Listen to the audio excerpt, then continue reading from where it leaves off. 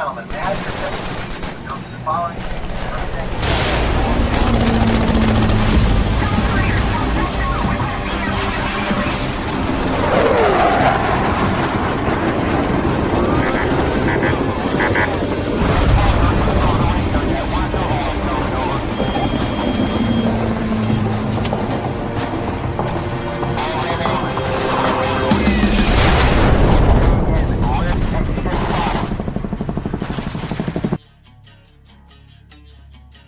What's going on, everybody? It is 7 o'clock on Thursday. This is Triple Threat Bet Podcast. I'm Ty. We have a great show for you today. I want to make sure that I thank our last week's guest, Matt Lyerla, 551 MP Company, deployed with me in 2001. Great story, Matt's Music Academy. And this week, we have the 13th Sergeant Major of the Army, Kenneth Preston. Really cool to get him on the show. He's going to bring a lot of insight. But before we do that, let's see what Matt Johnson's up to. So it's Thursday. Welcome, everybody. It's good to be back. I know Al probably used the big F word on Colin's birthday last week because that's like the norm. I hadn't seen it, but I'm back this week. I'm glad to be here. Just so everybody knows out there, if you're a veteran and you're a retired veteran or you get that good old disability check, I looked it up today. We're still going to get paid. So there's that. We're mandatory spend. So everybody rest easy. You'll still be able to go, as Al Hero says, spend that WIC check on stuff you don't need. Going to have a great show today. I'm excited for it. Glad to be back. And with that, we'll take it to the hero. First of all, I actually said happy birthday to Cole. I did drop an F-bomb against you because I think you missing a podcast for your son's birthday was weak. That's weak sauce. It's weak shit. We don't do that. I'm the only one who has a podcast for something stupid. You, my friend, you don't. You're the boss. You're CEO. You're always here. Your kid will have a birthday next year. And if not, then he's dead anyways and it doesn't fucking matter. So there's that. No, I just want to touch on some parenting tips. So I've got a son who recently started working for my brother's veteran-owned company as a low-voltage electrician doing low-voltage shit. I feel like I'm getting gypped on and getting ripped off here. This dude ain't never got no money. He comes home on the weekends. He's home. He got home today. He's always talking about getting another tattoo. Motherfucker ain't got no money. Money all week for food and for gas. Like, I don't know what he shouldn't even work. He's just working. I don't know why he's working, but he's got a job. But I don't feel like, for one, kids don't save money. That's really the problem. He had piss poor parents who were bad examples, apparently, and we didn't do our part to raise him right. And now look at him. He's the one that actually joined the Army like a week into basic, hurts his shoulder, they kick him out. Like, I don't know what to do. Like, if anybody's the age that you can drop a kid off at a fire station is like 1 year. So I'm past that threshold. However, if anybody's looking for a kid or would like one, I've got one up for grabs. I got him for the low. So, and then the last piece I want to tell, this is for all my veterans out there, or actually active duty members, probably more so. Take your ass to dental. Let me tell you right now, take your ass to dental. I've got to go to dental and get a fucking root canal done. I got to get a crown done and a fucking filling because all my military fillings are apparently shit. Military does shit work on your teeth. But don't act like me and wait till you get out and be like, I'll worry about it then. That shit costs money when you get out. Like, they were going to charge me like $300 for a fucking root canal. And I'm a punk. I'm scared of the dentist. I'm terrified of the dentist. So I move as my appointment approaches, I'll probably reschedule it again. But just take care of your mouths. Take care of your teeths. And again, if you're looking for a kid, I got one up for sale for the low. Like, real. Like, he's 18. I can send pictures. He's good at like different things like cutting grass, fixing lawnmowers. Like, just hit me up, send me a message, private message. I'll send photos, bios, height, weight, all that good shit. We can get him on the black market for the low. What's the low? A case of Busch Light and $50, bro. Right now, like, this dude, like, he ain't got mad. It's crazy that he worked and he makes, like, right now he's on training pay. The motherfucker makes $800, $700, $800 a week. He has no bills. He has he has a car payment and insurance. At the end of like paying his bills, this dude should have like $2,200 a month left to spend. I had a cash app this dude $50 2 days ago. April cash asked him $50 today. I'm thinking, what? He's got a fuel card for fuel. So he ain't paying for fuel. They pay for it. My brother's company pays for the Airbnb. Bro, he's got to go get them tattoos, homie. Bro, but his tattoos look like I did them in the garage. Like I'm like, it don't matter though. All that money he's saving, going to get them tattoos because he's like, oh, I need to get this tattoo done. I told April he's cut off. Sierra got more tattoos than me too. Every time I talked to her, she got another tattoo appointment. I was like, God. She's also America. A liberal. That's different. What? But I looked at Cole the other day and said, bro, we need to go to the tattoo shop right now because this can't happen. Like I can't be outpaced by my kids, right? So yes, you can, bro. Go up my game. You started getting tattoos like 10 months ago. Like you're not 10 months behind. ago. 2 years ago, maybe. Dang. Like I'm white trash trailer park. We've been getting tattoos since we were like 11, bro. I know. You and your brother were tatting each other up in the basement. Damn right. With a race car battery and a piece of metal. So living that trailer life. Shout out to William Stevens, Hector Ramos, my beautiful wife, Sarah Cobb, and Carlos Calzada, who's going to be our mentor when we start cooking for tuning in tonight. Ooh, by the way, I might have a sponsor for that cooking, bro. Ooh. Oh, sponsors. My brother is going to, his company's going to sponsor Carlos for his next cook. Yeah. And if we can catch White Mike when he's had some drinks in him, he'll probably sponsor you real big. Sponsor us too, right. Sponsor us too. You know what I'm saying? He's a guest coming up here pretty soon, so we'll have to butter him up when he comes on the show. We'll have to just be like, we'll have to put him to like, hey, heard you was going to sponsor. What's up? Like, what are we doing? Like, just put it out there in front of everybody. He'll be like, yeah, I do it right now. He'd be cash apping Carlos $5,000. Watch. Wish I had that photo that you sent me pulled up, but I've got it. I just don't have it pulled up in the studio right now. But speaking of photos, I seen a photo that somebody shared to our Facebook Messenger of our guests like years and years ago. I don't know if you pulled that photo or you seen it, Ty. Yeah, this one. No, the one that somebody shared it on Messenger to us.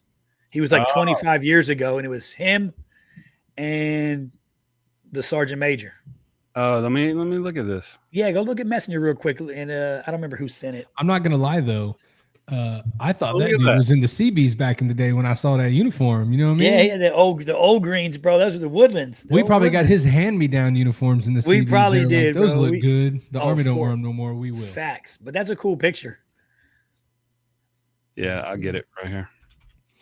There you go. Well, while you're getting the picture, I think that's a perfect lead into. Why don't you go ahead and introduce our guest today, Ty, so that we can get started. Yeah, absolutely. So here's the picture real quick, though. That's pretty cool. Yeah, that's a pretty cool picture. I mean, I'm sure Sergeant Major's posed for hundreds of pictures with hundreds of 1,000 pictures, I'm sure. All right, let me I printed one out here to read. So Sergeant Major of the Army Kenneth Preston served as the 13th Sergeant Major of the Army from January 15, 2004 to March 1st, 2011. He retired as the longest serving Sergeant Major of the Army with more than 7 years in the position. As Sergeant Major of the Army, Preston served as the Army Chief of Staff's personal advisor on all soldier and family-related matters, particularly areas affecting soldiers' training and quality of life. He devoted the majority of his time in this position to traveling throughout the Army, serving as a force provider, overseeing soldier and unit training, manning and equipping challenges, and talking to soldiers and their families to understand their personal hardships and challenges. Preston is a native of Mount Savage, Maryland. He entered the Army in June 30th, 1975. He attended basic training and armor advanced individual training at Fort Knox. Throughout his 36th career, he served in every enlisted leadership position from Calf Scout to tank commander to his final position as Sergeant Major of the Army. Other assignments he's held as a command sergeant major were the 3rd Battalion, 8th Cavalry Regiment, 1st Cavalry Division, 3rd Gray Wolf Brigade, 1st Cavalry Division, 1st Armored Division in Bad Kreuznach, Germany, and 5th Corps in Heidelberg, Germany. He's got so many awards. I'm not going to read them all, but it's amazing. And he and his wife, Karen, have 3 adult children, Valerie, Kenneth Jr., and Michael, and 8 grandchildren. So without further ado, let's bring on the 13th Sergeant Major of the Army, Kenneth Preston. You are a busy guy. Hey, fellas, how we doing? Good. How are you? Hey, let's go. 8 grandkids. All right. So here's what I want to know, because how do you split that time? Yeah, that's a great question. They're all they're range in age from 18 all the way down to 10. So there's 2 sets of twins in there. The youngest they're both 10 years old. They just turned 10, and the other set, fraternal set, Noah and Savannah, they're just turned 16. Wow. But yeah, it's great. So there's 18, 17, a couple 16-year-olds in there, 14-year-old, a 13-year-old, and 2 10s. So.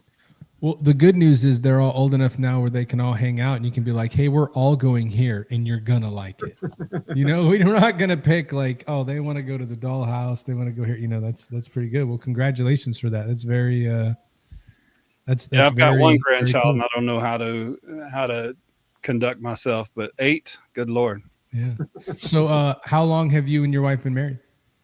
50 years. Oh, shoo. Congratulations. 50 years. Yeah, we just celebrated 50 years. Yeah, we were both seniors in high school, and when I was in my senior year of high school is when I made the decision I was going to go into the Army, and I took the oath of enlistment in March.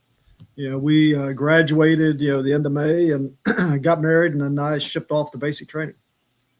Wow, nice. That's that's an even more of a huge accomplishment if you think about it, right? Especially looking at today and how things work, and 50 years is a long time, and especially to go through everything in an entire career. So, Al, this is one case where I think his wife was in a sea bag, dude. Bro, she must 100%. I thought I was married a long time. I'm like, I've been miserable for 25 years. God, dog. Yeah, but you had a break in service, dude. Yeah, small break in service. I went to the reserves a little bit on marriage. Yeah. But married the same woman. Like she's the one. She's the one. He came back to his senses. That's what that's the reality. That's the reality.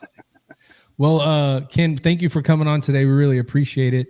I'm excited to hear your story. It's not very often that we get to talk to the sergeant major of the Army. That's a huge accomplishment, a big deal, and a perspective that a lot of people don't often get to see, hear, or understand. So I'm excited to get into that a little bit. But before we get into all of that, what we like to do is just ask our guests to share a little bit about themselves with our audience, kind of get to know you a little bit. So we like to start out with where are you from, which Mount Savage, best name ever for the sergeant major of the Army. You came from a savage city. What was it like growing up in Maryland? What kind of things did you do as a kid? What were you into? Stuff like that, to kind of get a background on before joining the Army.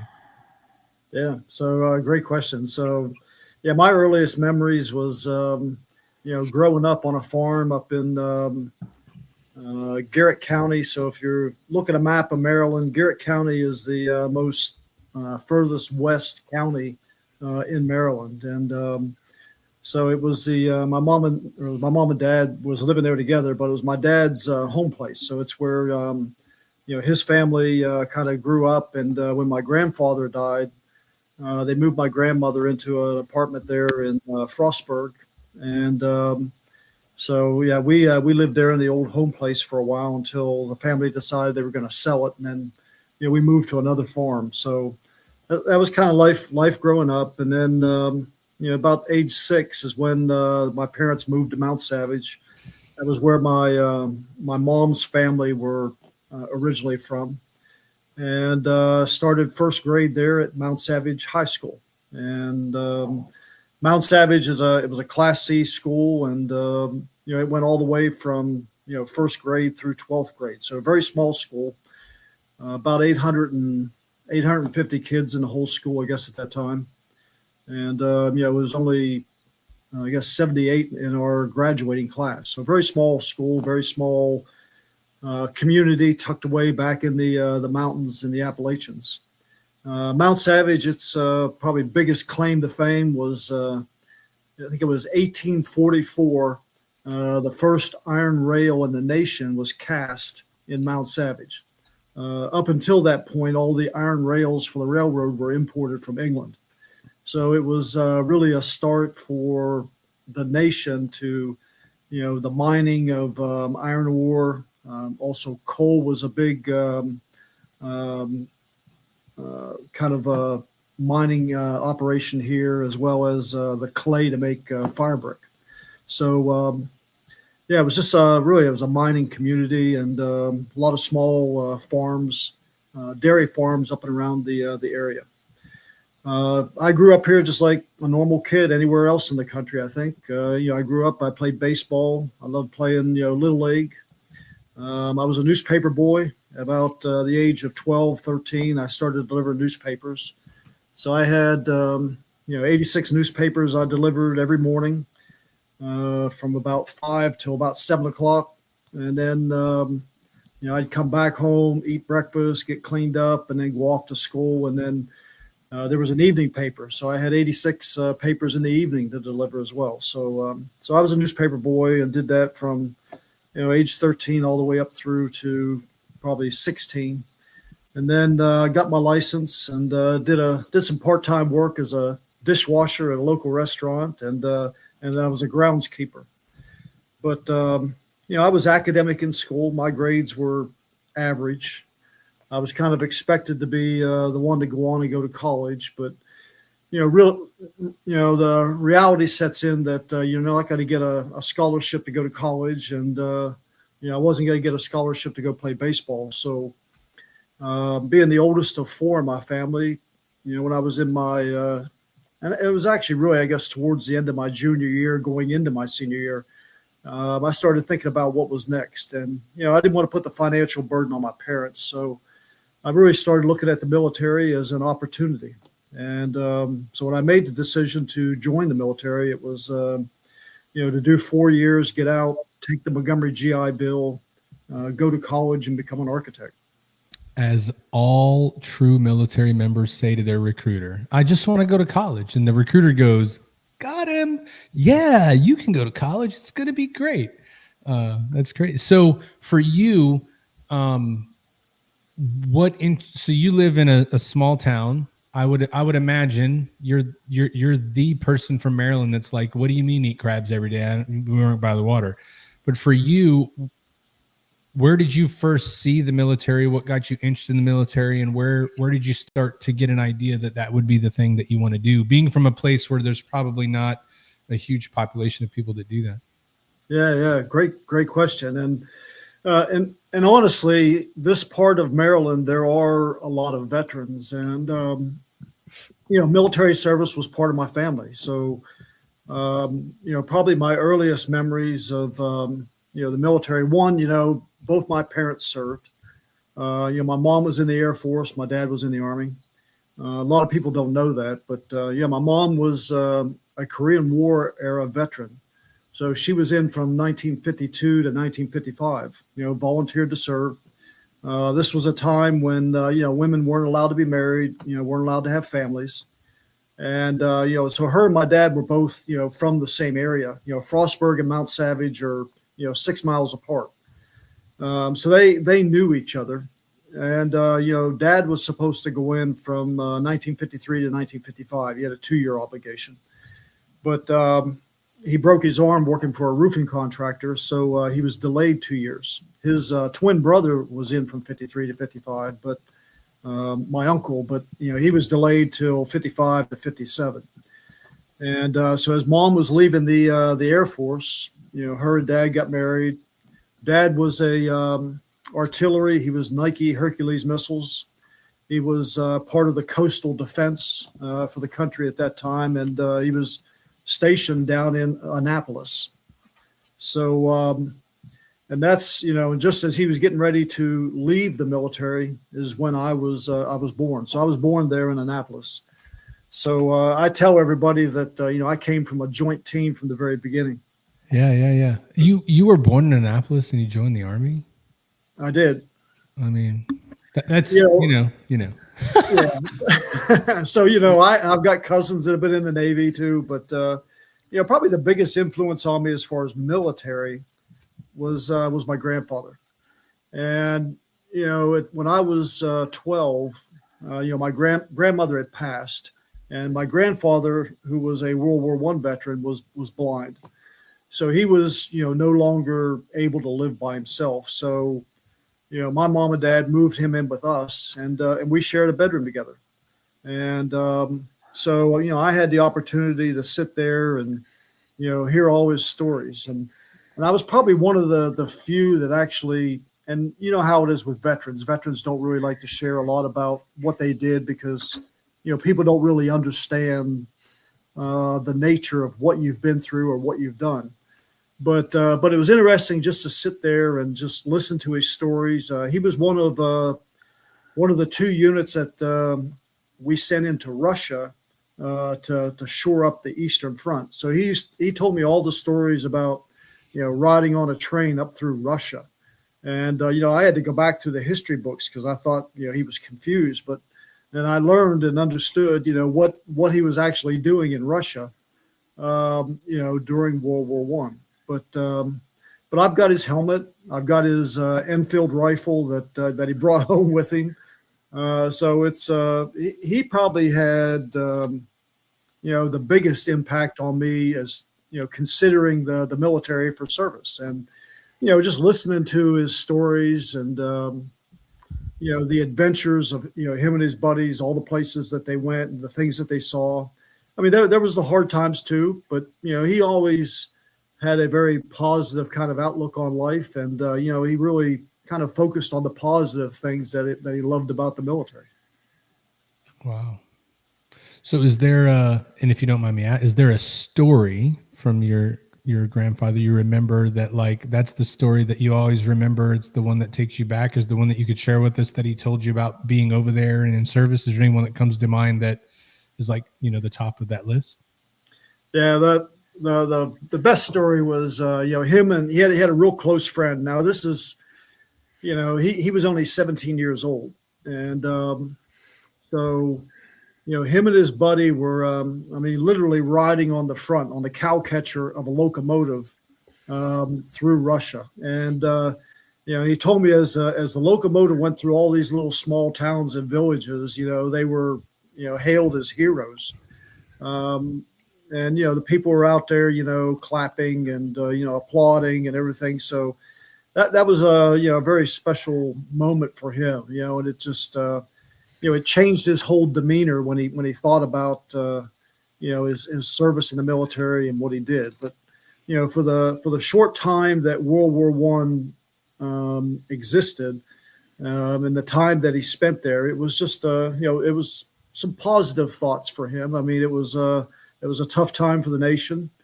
And I know for him, coming back, his transition and, going back to work and, getting a job, he was a coal miner, just like, all the veterans were back here. And, it's interesting, because, my wife's grandparents, her grandfather, her great uncle, and my grandfather, they were all miners in the mines together.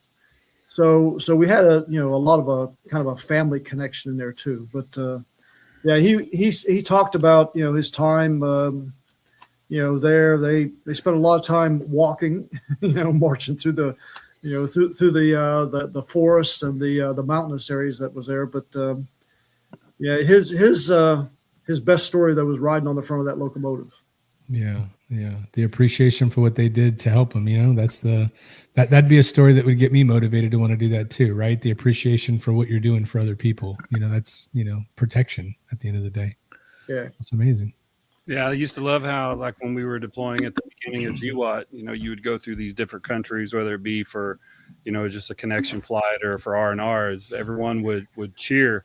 And it seems like we've gotten away from that. I know I'm getting ahead of myself here, but, I love the sentiment of what you're talking about with the small town. I'm from a small town in Corbin, Kentucky. Lots of coal miners there as well. Lots of coal miners in my family. So I really appreciate you sharing that story. Thank you very much. I mean, it's obvious that you have a lineage of military service in your family, and it goes to show you that's, of course, that's probably why it had a lot to do with why you became 13th Sergeant Major of the Army. Go ahead, Matt. I'm sorry. So that was going to be a question for me. You get through school, you decide you want to join the military, you join the Army. You're from a very small town. what was it like for you showing up to basic training back when you joined and now into this very fast hustle and bustle, be where you got to be on time, you got to be there. I'm sure it was very, just super fast and overwhelming, to say the least, if you're coming from a town where, you go work in the mine, you come home, you go work in the mine, you come home, and now there's just all this stuff going around. What was that like for you? Well, it wasn't that big of a transition for me. I was, my dad was a roofer. One of the things that he did was he worked at the Celanese. He was a tinsmith, sheet metal mechanic. That was his day job. He worked for it was a textile company called the Celanese. But on the weekends, as a kid, he grew up doing roofing, spouting, painting, and so he would do odd jobs. And of course, I was his assistant. Being the oldest of four. My little brothers were 6 and 7 years behind me. So we spent a lot of time out doing roofs, during the summer, and it was his way to bring in extra income for the family, whether it was for a vacation or to save up some money for the holidays, for Christmas. He was always doing something to bring in a little bit more to improve the quality of life of the family, and improve the home place, or whatever the case may be. But my dad was a pretty tough guy on the job, and but he grew up that way, and he was a hustler, and he moved really quick, and I think that the strong work ethic that I got from him, and plus as I got into my teens, I took up delivering newspapers, and so that was another one too, where you walk several miles every day delivering newspapers, and all sorts of weather, and up here where we live in the mountains, we get several feet of snow at any given time during the winter months. But that was my way of making money. I could go door to door and shovel sidewalks, and in the summertime go cut people's grass. So as I transitioned and I got to Fort Knox, in fact, I still remember I got there in June of 1975, the 200th anniversary for the Army's birthday. Some of the signs in that were still up at the USO centers, there in the bivouac area where we were kind of set up for basic training. So I was Fort Knox at the time. It was the 5th Training Brigade, which was one of the first training brigades to go away as the Army began to downsize. But my drill sergeant, I still remember my drill sergeant, Sergeant First Class Daly, and Robert Daly was Vietnam veteran. He was infantry background, but he was one of those mature non-commissioned officers that he didn't do a whole lot of yelling and screaming. He could just look at you and you would just melt. So he just had one of those kind of looks that he just look at you, you just kind of fall over. But he was hard as nails. And this is back, we were still doing PT in boots, and still in our fatigues. And but I watched him. We go out there in the morning, and he'd go out and run miles at a time. He'd come back, and he'd sweat through. All we wear was a t-shirt with with our pants and blouse boots. Come back, and he would change into a fresh starched uniform and be right back out there. But he was always strapped. So it was he was actually very impressive, to watch and to kind of grow up around. So I spent 8 weeks with him, and of course, we were honor platoon there, and so it was A Company, A11-5, so A Company, 11th Battalion, 5th Training Brigade, and it was basic training was not all that demanding. I mean, probably the hardest thing was just learning everything that you needed to learn, from first aid. I grew up shooting guns, and so I wasn't too bad with a rifle at the time. So rifle marksmanship was good. The PT piece of it, you get used to that, you grow. I was played sports as a kid growing up, so not a whole lot of challenges. But 8 weeks in basic training and then 8 weeks in advanced individual training. And I had a Sergeant First Class Strickland, who was my drill sergeant there. Again, he was another senior non-commissioned officer. Didn't do a whole lot of yelling and screaming, but just a very mature senior NCO that, he was a good role model for all of us recruits. Damn. What, was that easy for you? Bro, I couldn't learn. I never learned how to shut the fuck up. Like I had a rough time. My last name is Hero, and then I don't know how to shut up. I had a rough go. It was bad. It was real bad. Question and authority at every step. Why we got to do that? I didn't want to be a hero today. I just didn't. I didn't question it, but I wasn't stupid. I like to hear myself talk. Apparently, and they didn't. It was frowned upon in basic training. Apparently. Yeah, I can see a drill sergeant having a little bit of fun with that one. It was tough. I got knife handed quite a bit. Yeah, and I was short, so I wasn't good. So I wasn't the guide on because I couldn't march great.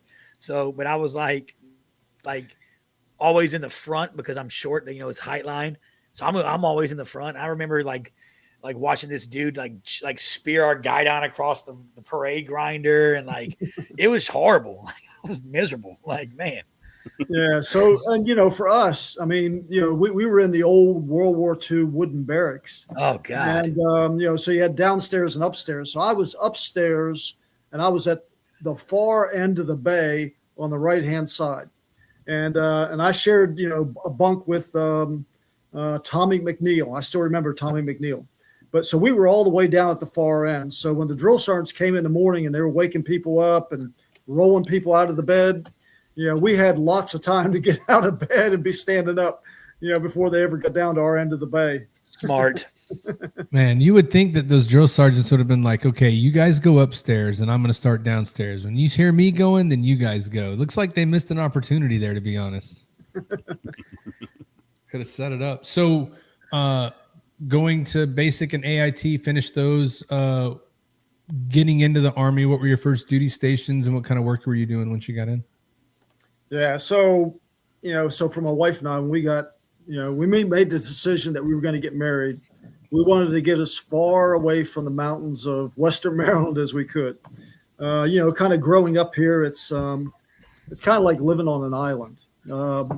So I picked a place as far away as I could get, and that was Texas. And so Fort Hood, Texas was my first duty station, and we made the trip down there. In fact, I got promoted to PV2 coming out of AIT.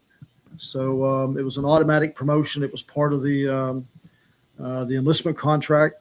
And so I arrived down there, 1st Cavalry Division, in November of 1975, and went into the replacement detachment there. And, they assigned me to the 2nd Battalion, 8th Cavalry, which 28 Cav was a experimental battalion at that time.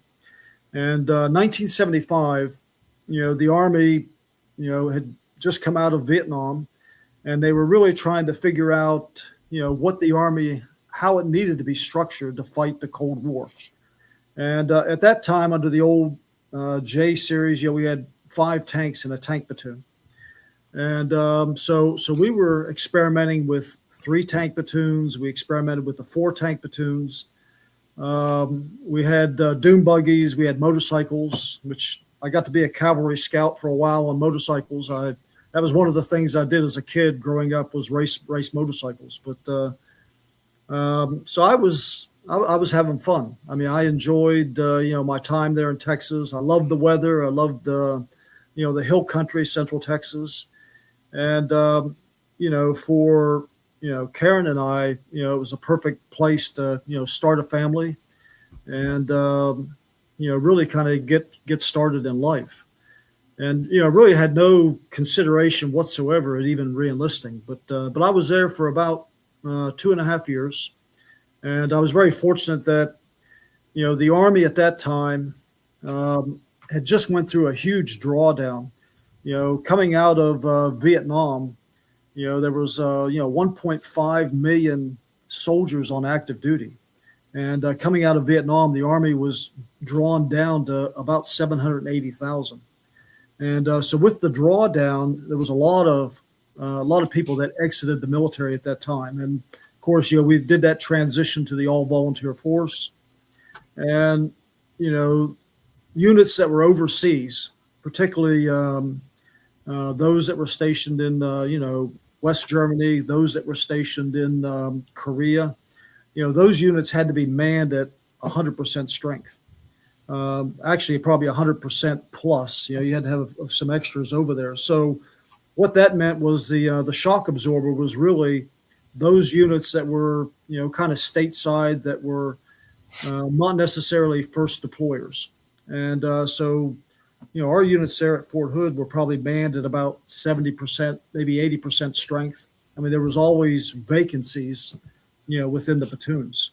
So the opportunity to get promoted and move up, was there. And so I moved up through the ranks pretty quick. I was assigned to the headquarters tank section, which the headquarters tank section was the battalion commander's tank. It was the battalion XO and a platoon sergeant's tank. There was 3 tanks in the tank section. And, I started out as a loader on the platoon sergeant's tank, and then I was the loader on the battalion commander's tank, and then the driver, and then the gunner. And of course, as the gunner on the battalion commander's tank, you're also the tank commander. So it was my tank. And the only time, the battalion commander really got on the tank was during tank gunnery or during some type of major maneuver or exercise.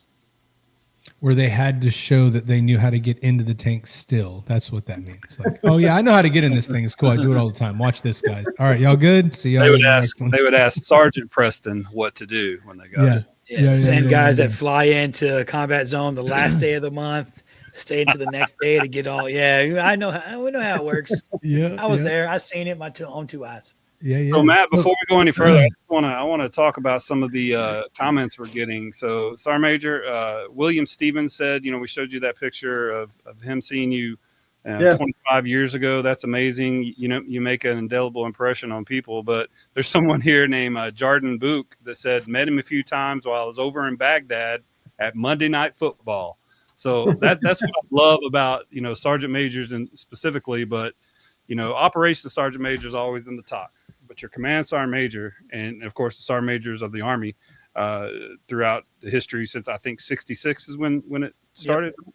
So they've always just been, when you see them, they're like freaking rock stars, and they're always in the best of moods. They're always taking care of the soldiers. So everyone's talking about Jerry Gaines, Jordan Book, William Stevens, and many other people. Rich Woodring actually submitted some questions for you for this, but I want to go on with the interview, but I just want to tell you, thank you so much for coming on, and it's been great so far. Go ahead, Matt.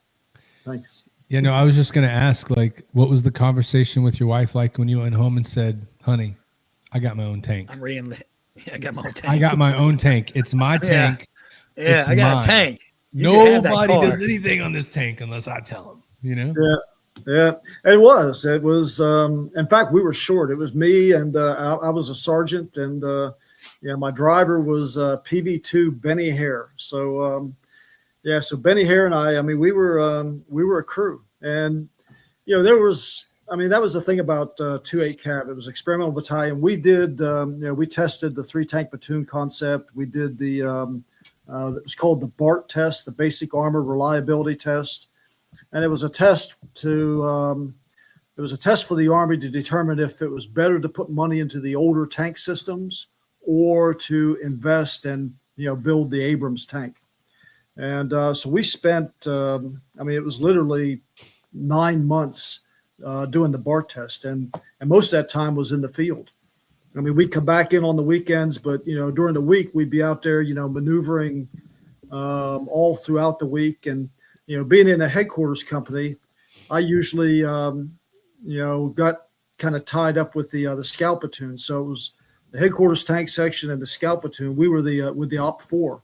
So we did, we were the opposing forces while the 3 tank companies were doing the testing on these tanks that they were issued. And it was a chance for the data collectors at that time to really document the amount of maintenance, the man hours that were spent repairing the vehicle on different parts of the exercise. So we'd spend 30 days out there doing maneuver, transition, go into 2 weeks of tank gunnery. So it was a 45-day period. We'd come back for 2 weeks, reset.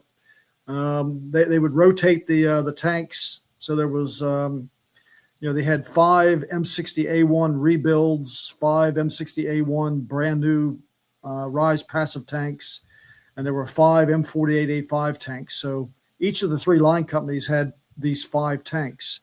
And literally it took those 3 tank companies to keep those tanks going 24/7 for 45 days. It took, the entire company to kind of man them and crew them and, supply the data collectors to, for each tank out there so that they could document all the maintenance that was being performed on them. But we did the BART test. We were talking earlier about Miles. So, we tested the predecessor to Miles, which was the West system. And, we used to do force on force against 2nd Armored Division that was also based there at Fort Hood, Texas. So we spent, for the 2.5 years I was there, we spent a very large part of that out in the maneuver area. Wow.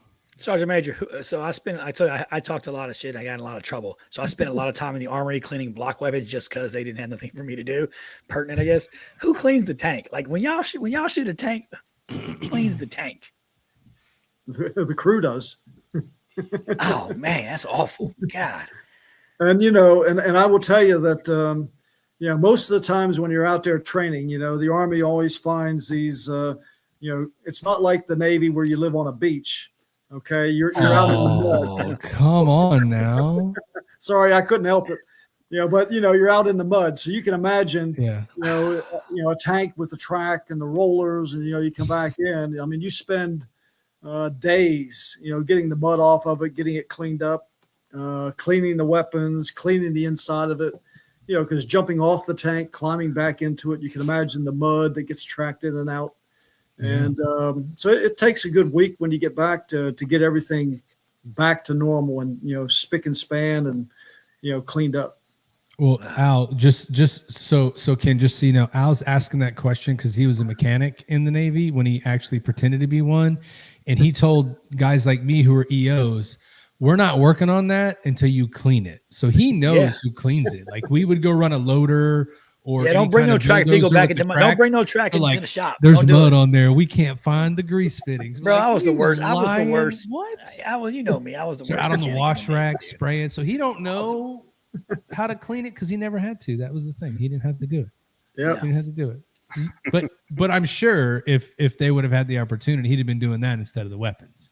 They just didn't want him around things that were mechanical because they knew what I was good. I was a machine gunner. They knew 50. Give him the 50 cal. He'll be quiet. So I was on the 50. I was a machine gunner. That's what I was good at. The other part of my job, I was sucked. Was the time at Fort Hood and everything that you were doing to help prepare all of that and do those things? I know that you said you planned on doing 4 years, getting out, GI Bill, go to college, make $1 million. What was your determining factor to go, you know what, I'm going to stay in for a little bit longer? Because I'm assuming you did that at Fort Hood, right? I did. Yeah, great question. You had kids, didn't you? That's what happened. You had children who were like, your wife was like, these babies ain't going to feed themselves. You were like, shit. No, that was just me. Okay. Yeah. So you're right. I had a daughter and, I had a son. So, but at about 2.5 years there at Fort Hood. So I had about 14 months left on my enlistment and I came down on assignment instructions to go to Germany. So I had to make a decision. I could go to Germany by myself, send, Karen and the kids back to live with their mom and dad until I finished my time in Germany and then came back and then I'd go to school. And, the options for me coming back to a little small town, was to go back to the farm, live in a house trailer up on the farm and, work the farm part-time for some money while going to school full-time. And, and her and I, we talked about it. And, one of the things that we wanted to do coming into the Army was to travel and see the world. And, we were very happy with Fort Hood, Texas, very happy with the 1st Cavalry Division. And and I used to tell people there was really three reasons that led us to the decision to reenlist. And one was command climate. If you work for a crappy boss, you're not going to stick around. So command climate was probably the first big thing that kind of that was a box to check. And even to this day, first line supervisor, Sergeant Dale Stark, who was my first platoon sergeant and squad leader. His wife Crystal. I mean, they were just great to be around. And even to this day, I can tell you that Captain Ivanko, First Sergeant Thee was my company commander and first sergeant. Lieutenant Colonel Buck, Lieutenant Colonel Hamilton was my battalion commanders. I can tell you also that Major General Julius Beckton was the division commander. And so the command climate within the 1st Cavalry Division was very positive. So that was the first thing. Second thing was job satisfaction. I was on tanks. I was a scout on motorcycles. I mean, the Army was paying me to ride dirt bikes. So it was, it was awesome, and so I loved doing what I was doing. And then the third thing was quality of life. And, the quality of life, not only for me to, do the things that I wanted. I mean, I was actually continuing my civilian education while I was there in uniform, taking little classes. I did the ICS automotive repair course while I was there. So it was pretty amazing, that all the opportunities I had to go to school. And but it was also too quality of life for the family. And it was 4-day weekends, all the holidays that the Army has. It was pretty awesome. So it was an easy decision for us to say yes. I could reenlist for 3 years and take the family and go to Germany. And that's exactly what we did. So what year is this when you take the family and go to Germany? So February of 1978, I probably left Fort Hood in January of 78. I reenlisted that month for 3 years. And then, I had to take the family back home to live with mom and dad because I had to go to Germany first by myself.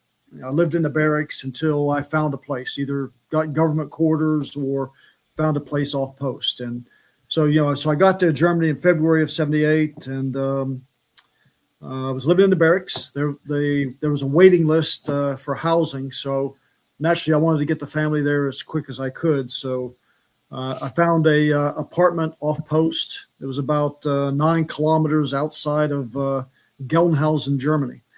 So rented the place, and then the Army released the passports for the family to travel. And so the family got there in April of 78. Nice. There you go. So what was, I lived in Germany for a bit as an Army brat. I actually joined the Navy out of Killeen, Texas. So very familiar with Fort Hood, 100%.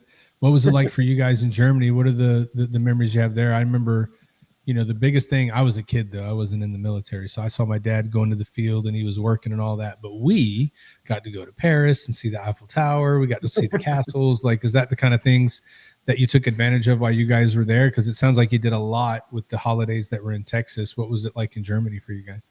Yeah, no, exactly the same thing. So initially when I got there, when I went over there, I had the option to ship a vehicle. And initially I decided that I wasn't going to, ship my truck. I had a pickup truck. And so I got over there and I bought a, it was a hoopty as they call it. It was a 1964. Yeah, the barracks bombs. Hell yeah, barracks bombs. Yeah, I paid $150. So it was a 1964 Ford Taunus. So it was a German Ford. And, I paid $150 for it. I figured I'd keep it for a while. And then after I seen all the American cars over there, I decided that, I really would like to have my truck over there. So my father-in-law took my truck up to New Jersey and shipped it. So my wife gets there in April, and she's only there for like a week. So her and my son was an infant. He was a newborn, and my daughter was a toddler. And of course, the first sergeant says, "Hey, we got an opening for BNUC." at that time. And so BNUC was in Vilsack. You're going to school next week. Oh, There there it is. Except mine was all white. It was Wimbledon white with red interior. Nice. Very nice. Sorry, go ahead. So off we went, so I left. And, she hadn't even taken the driver's test yet to get her license over there to drive. There was another buck sergeant that lived in an apartment right above us. And so he said, hey, I'll help out. I'll look out for him, while you're gone. So I was gone for 8 weeks to BNUC, which is the basic non-commissioned officer course in Vilsack, Germany. And so while I was gone, he taught her how to drive a standard because she didn't know how to drive a standard. And she got her license. Quarters came available. So she signed for quarters, moved the family, everything in, and set up the house. And so for me, I spent 8 weeks up there. And then literally at the end of BNUC, when I graduated and walked off the stage, my unit had deployed up there for level 1 gunnery. And so I walked off, took my Class A uniform off, stuffed it in my duffel bag, and then went to the range. And I was assigned initially as the gunner on the 1st platoon leader's tank. And so when I get out there, the platoon leader had been compassionately reassigned to Fort Sam Houston. It was a death in the family, something that happened. And so he was compassionate reassignment. He was reassigned back to the States. So now I'm the tank commander on this tank. And I'd only been on it for a couple of weeks to, really put it back together again when I first arrived there in February. So needless to say, that tank gunnery wasn't my best effort.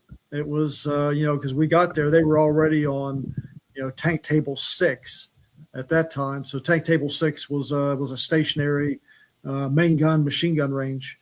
And then, table 8 was just, 2 more tables away for crew qualification. But we got through that gunnery. And then by the time I got back, I had been gone for about 10 or 11 weeks. And it would become the first of 3 times where, I went into some place, had to leave right away.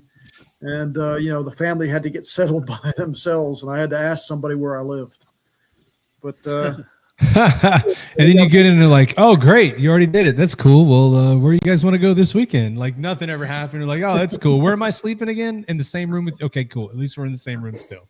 Yeah. You walk in, it's like, okay, where's the, where'd you put the towels at? Where's the dishes, the silverware, all that sort of thing. You act like you're living in a hotel. Well, I mean, kind of sometimes I feel like that. That's good. I mean, so for you, it just sounds like for you, it was one, just looking at, being in Fort Hood, it was understaffed there. Then you go to Germany and you go to the school and then you're, because of a reassignment, you're the tank. So it sounded like you were always, either fortunate or they knew or saw what your capacity was to be able to be in those leadership positions, right? Like it just always fell into the right way where you were like, in the military, a lot of times it's right place, right time, but there's also those instances where you can be in the right place at the right time and not perform, or you can be in the right place and right time. And they're like, man, he looks like he's done this before. And you're like, yeah, did it all the time back there, Fake it till you make it. Yep. Yeah. No, I was very blessed. The time I had at Fort Hood really set me up for success so that, when I got there, being the gunner on a platoon leader's tank, that was, easy peasy kind of thing. But being thrown into the tank commander position for a level 1 gunnery was challenging. And needless to say, I mean, we didn't score very well, but we did okay. And I came out of that gunnery, and they immediately then moved me up to be the gunner on the company commander's tank. And so I was very, very fortunate, and had the opportunity to work with a lot of great leaders. And so how long did you guys stay in Germany total the first time? Yeah, so it was a 3-year tour. And so I was there for, a full 3 years. So it was February of 1978 to February of 1981. And we had the chance to travel all over. And, of course, the kids were young back then. I don't think they remember the new Schwanstein Castle, down in Austria and all those different places we got to go. But it was amazing opportunity to go around through the villages and stuff. And then But yeah, we left there in February of 81 to go back to this time to Fort Knox, Kentucky. Yeah, I mean, Germany in the 80s, that's when I was over there too. And even though I was young, I do remember going to see all that stuff. So I would imagine you're like stuff like that you see is like, it's awe inspiring when you see it, right? You see a castle or something that's that old and you're just like, oh my goodness, like what is that? So I'm sure they remember. So you went from you went right from Germany back to where you went to basic training. Yep, exactly. And so what were you doing there?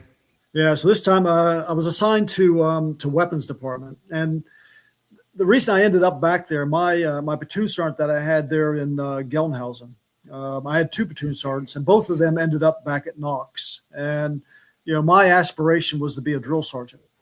So Skip Ashton, who was my first platoon sergeant there when I went into 2nd platoon and got my own tank. He was a great leader, and what I learned there as a sergeant is what really changed the trajectory of my career. And it was him as a platoon sergeant, and then the first sergeant that was there.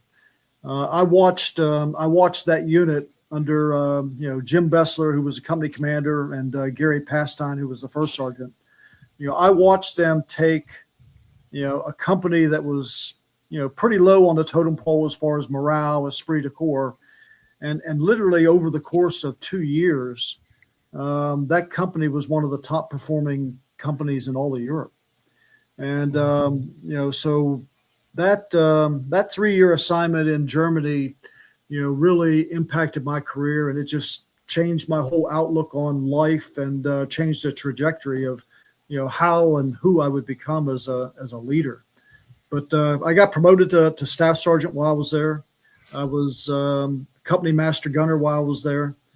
And then, I ended up back in the weapons department with aspirations to be a drill sergeant, but ended up teaching tank gunnery to armor officer basic lieutenants and teaching master gunner course.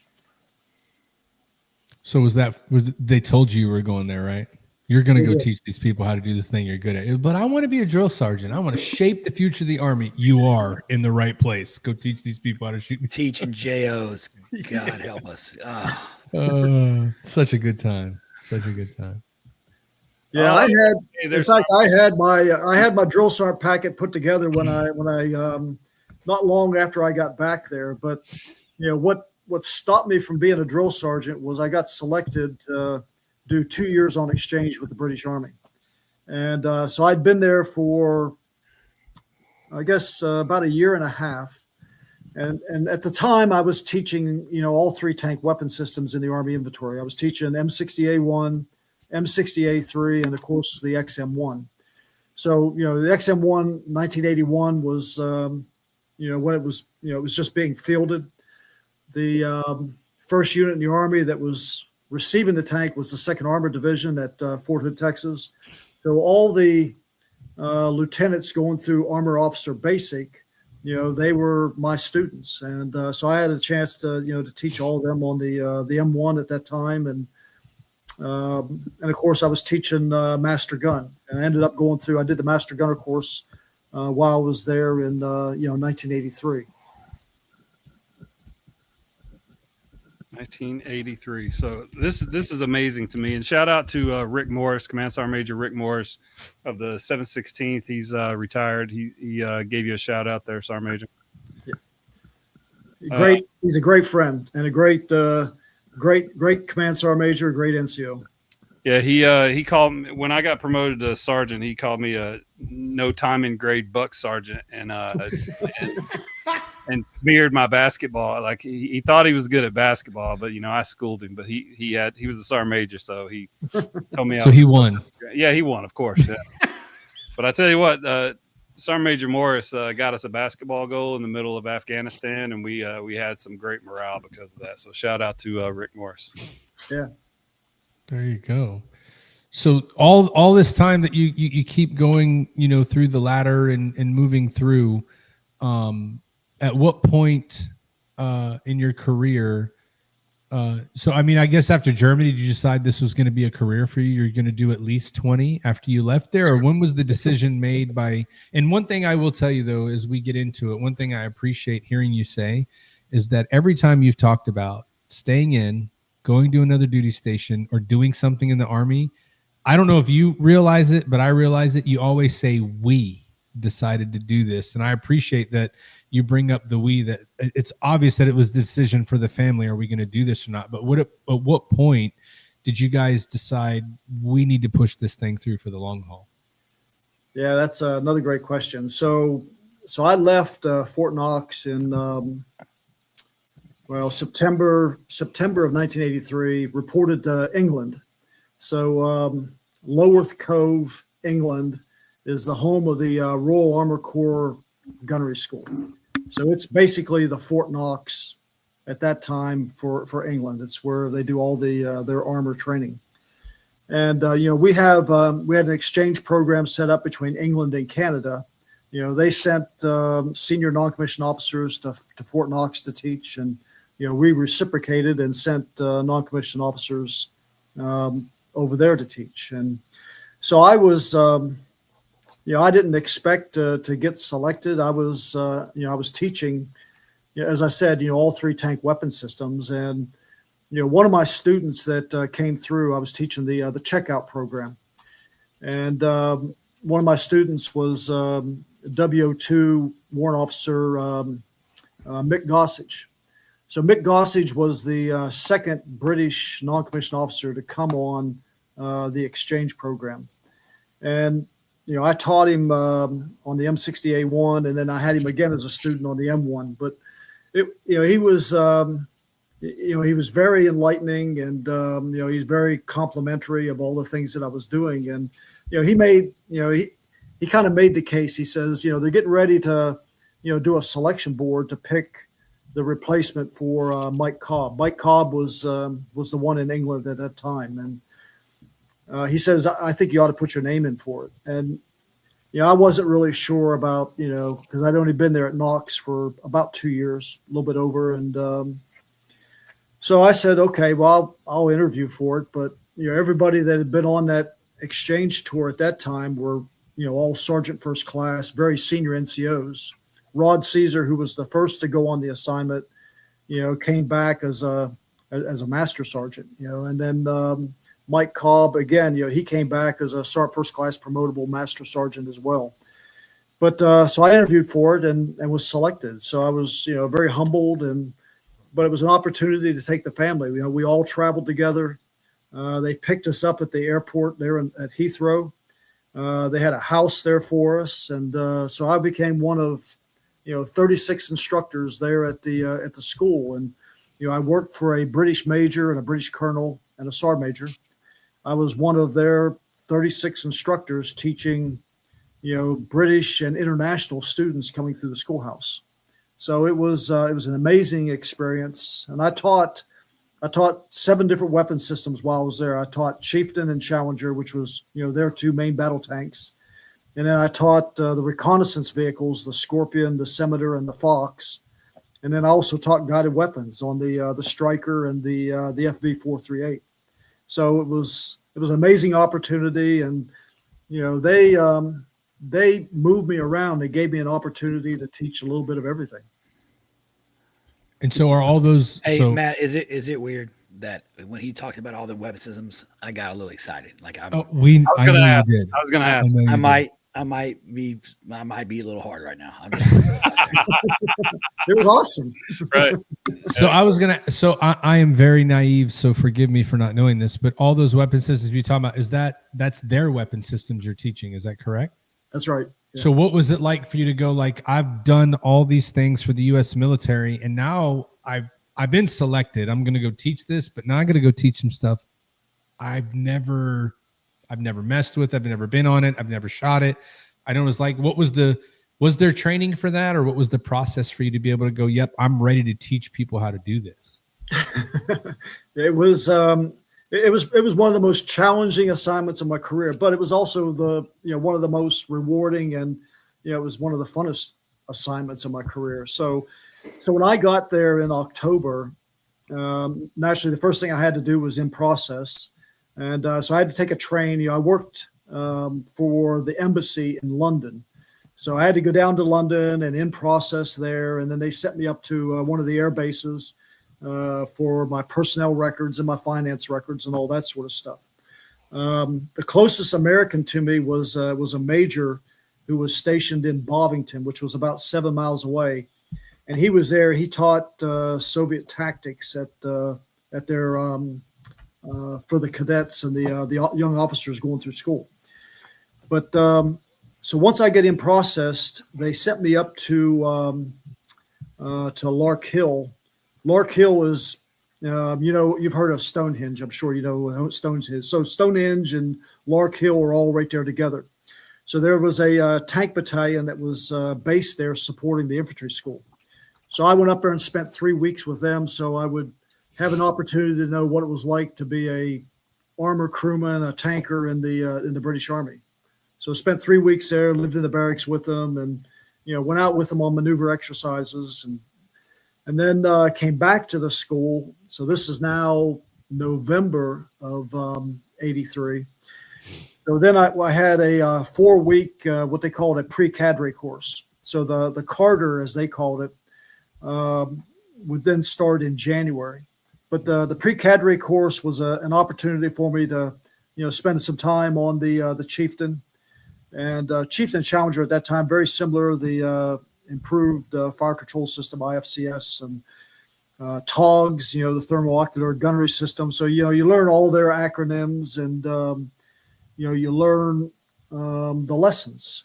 And what was interesting was, for Chieftain and Challenger, there were about 150 different lessons on that tank. I mean, every little piece of equipment on that tank was a separate lesson. And so as I went through the cadre course starting in January, we spent, I guess it was the first 8 weeks just specifically tank focused. And, our instructor who would, he would assign lessons to us. And, we would prep the lessons and then we would teach those lessons to our crew.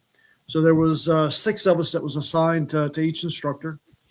And of course, all the instructors that were in that class with me were, probably had anywhere from 10 to 14 years of experience in the British Army.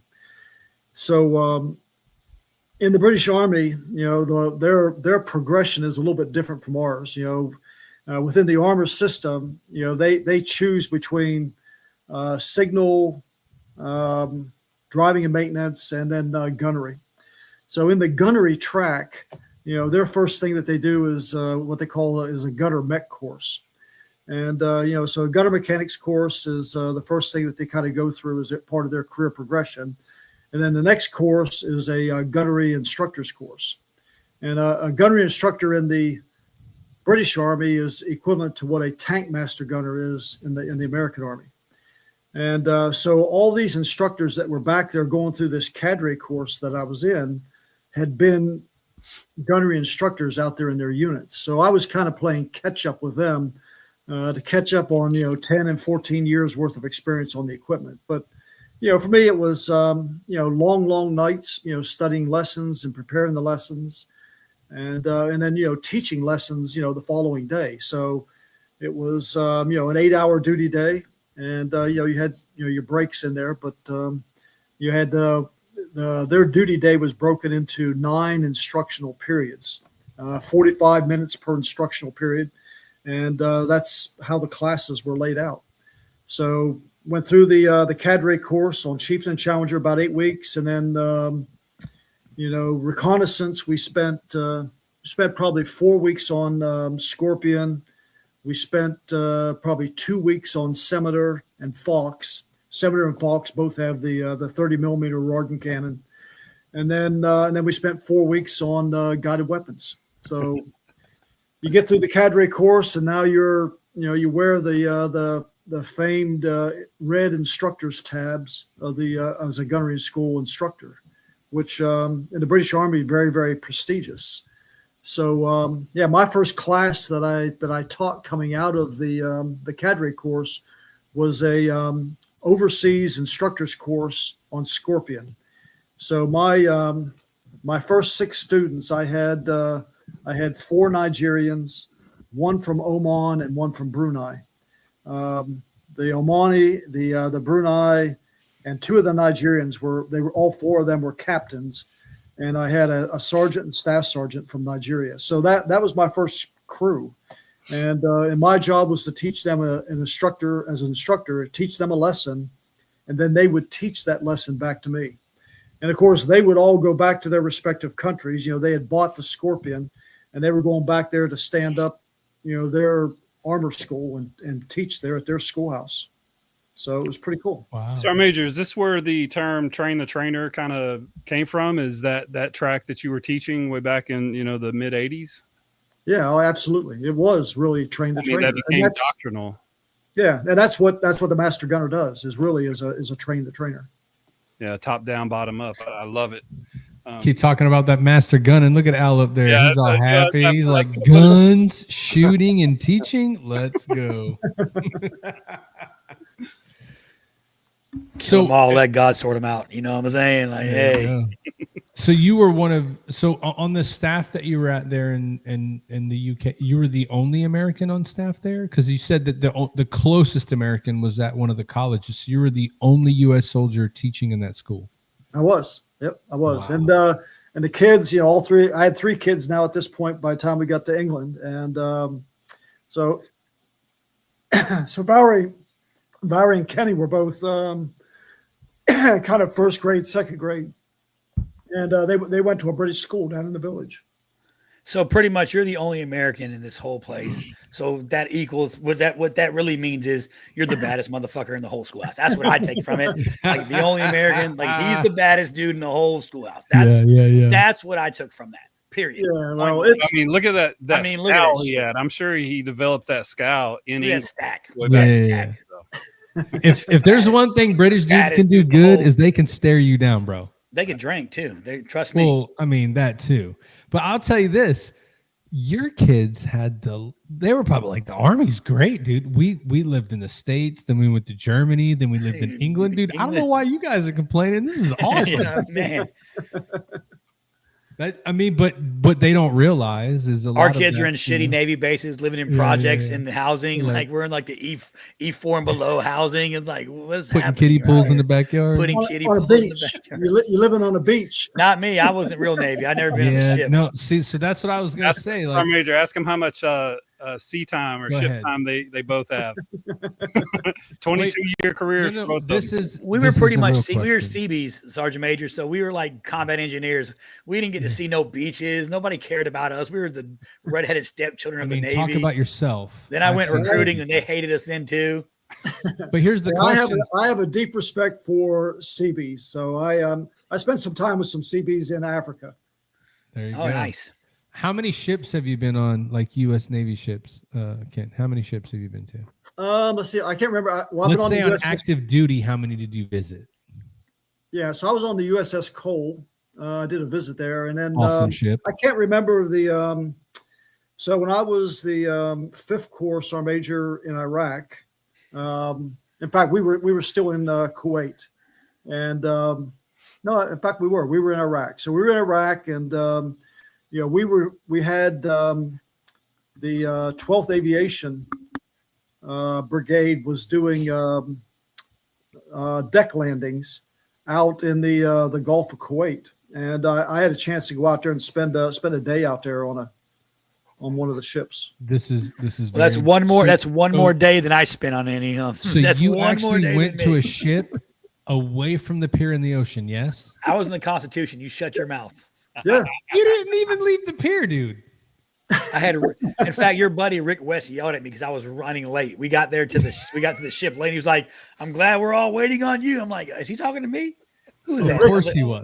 Rick's a submariner. Well, So you have way more sea time than he and I do. Like one whole day more. That's like 200% more than we do. I took some tours while I was at the pier. I went to the dentist on one and told him if I heard engines start, I was jumping off the side.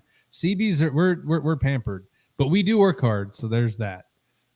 You know how it goes. Yep, for sure. So, I mean, you talked about being the 5th Corps Sergeant Major. Like, I don't want to skip forward too much, but at what point, how many command sergeant major positions did you have? And then how did that kind of progress into the running for sergeant major of the Army? The longest running in history, by the way. So when I came out of the Sergeant Major's Academy, I graduated in May of '96. And so I was like number 55 on a list of 57. So I was a holdover there at the academy. And so I got notified in like the end of August that I was going to go to 1st Cavalry Division. I was going to be a battalion sergeant major there. Initially, they told me it was going to be the 1st Battalion, 12th Cav, and then it changed to 3rd Battalion, 8th Cav. So 3-8 Cav was the battalion that I was going to go to. And then what happened was I had a reporting date of November of '96, and I had requested an early reporting date of October.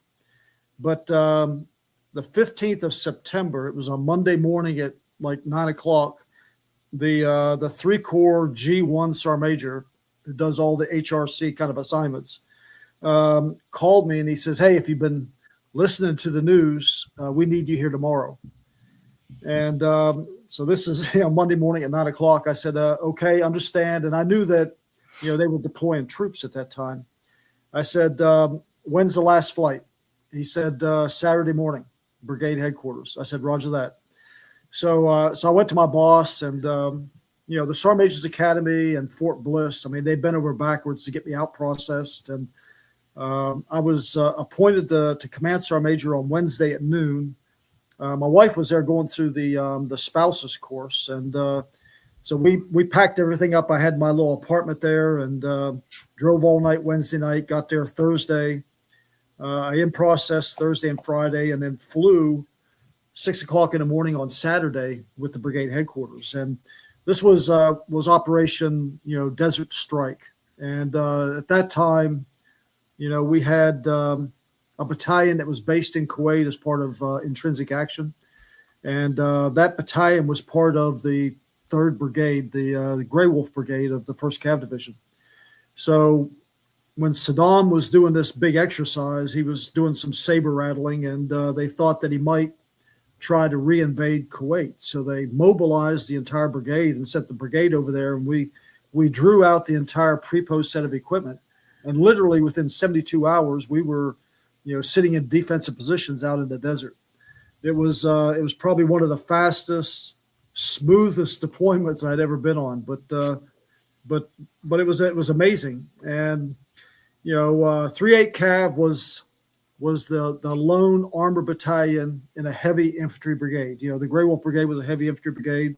1-9 and 2-7 were the 2 infantry battalions. And I was perfectly happy, in this battalion. And, having started my career there at Fort Hood as a private and now coming back as a command sergeant major, I said, this is it. I mean, this is the epitome of a career. And I figured I was going to do my 2 or 3 year service obligation there and then retire. But I was a battalion sergeant major there and spent probably a little over 2.5 years there as a battalion sergeant major. And then my brigade sergeant major was Dave Liebersack. And Dave Liebersack got selected to be the infantry school command sergeant major at Fort Benning. And so my brigade commander, who was Colonel Ben Frakely at the time, he was very adamant that I was going to be his brigade sergeant major. So that's how I ended up being the brigade sergeant major for a heavy infantry brigade. General Frakely was RO in 2003, sergeant major. Yeah, he was, and even to this day, I mean, he's, him and Susan, I mean, great people and, great friends. And, I would never have, continued on with my career had it not been for him and really the support of the division sergeant major. Dennis Webster was the division sergeant major at that time. And, he supported it. The Corps sergeant major, 3 Corps there supported it. So it was an opportunity for me to be a brigade sergeant major there in the Grey Wolf Brigade. And so then, and just to kind of fast forward, I thought that, that was my final assignment. And, so for Karen and I, we were actually looking for, property. We were looking for a house, there in Lampasas. So we thought There that we you were going to go. stay there in Texas. Got to live that hill country life. Drink some wine, hang out. You know. Yeah, that's exactly right. So, and at that point too, we were, kind of empty nesters. I had, two kids that were in college, and, my youngest son, Michael, was, in the process of finishing up high school. And so we were thinking about just kind of staying there in Lampasas. But I got asked to, submit a packet and compete for the Division Sergeant Major position for 1st Armored Division. And, Ben Frakley had already left, and Steve Layfield was now the brigade commander. And, the Layfield, Steve and Vicky Layfield, I mean, we were, again, very close-knit, made a great command team. I was, really enjoying myself as a brigade sergeant major there. And, it was a time also, too, when the 1st Cav Division headquarters was deployed to Bosnia. And it was the first CONUS-based division headquarters to deploy to support, Bosnia at that time. And, of course, Kosovo had just kind of started as well. So 1st Armored Division, 1st Infantry Division that were based in Germany were really tied up with what was going on in Kosovo now. So the division headquarters was over there. So I was kind of doubling down brigade headquarters and then filling in as the division rear command sergeant major as well. But I got asked to put a packet in, and ultimately, I had to go to Germany. I went over and interviewed and was selected. So at that point, it was, Karen and I, we made our way back to Germany again, to Bad Kreuznach, Germany. And, so ended up, being there with, General Casey was the division commander. And we were in the process of preparing the division to go into Kosovo for the 2 Alpha, 2 Bravo rotation. So it was a, year-long deployment for the division in Kosovo. So you were there. You were in Kosovo when 9/11 happened. I think I was 3 Alpha maybe. I think maybe I was 3 Alpha in Kosovo. Yeah. In fact, I was. So I got picked. We were already back out of Kosovo. So we were in Kosovo from June of 2000 to June of 2001. Okay, so we were already back out of Kosovo at that point, and of course, while we were in the 2 Bravo rotation, I mean, I hadn't been I was only the division sergeant major for about a year and a half, probably a little less than a year and a half, when I was asked to compete and submit a packet to interview for the 5th Corps position, which. General Casey, everybody was very, very supportive. And, I was very reluctant because I hadn't been in the division very long. But, General James Riley was the Corps commander, and I ended up being selected to be the 5th Corps Sergeant Major. So I left the division in April of 2001 to move down to Heidelberg. And so I was in Heidelberg on 9/11.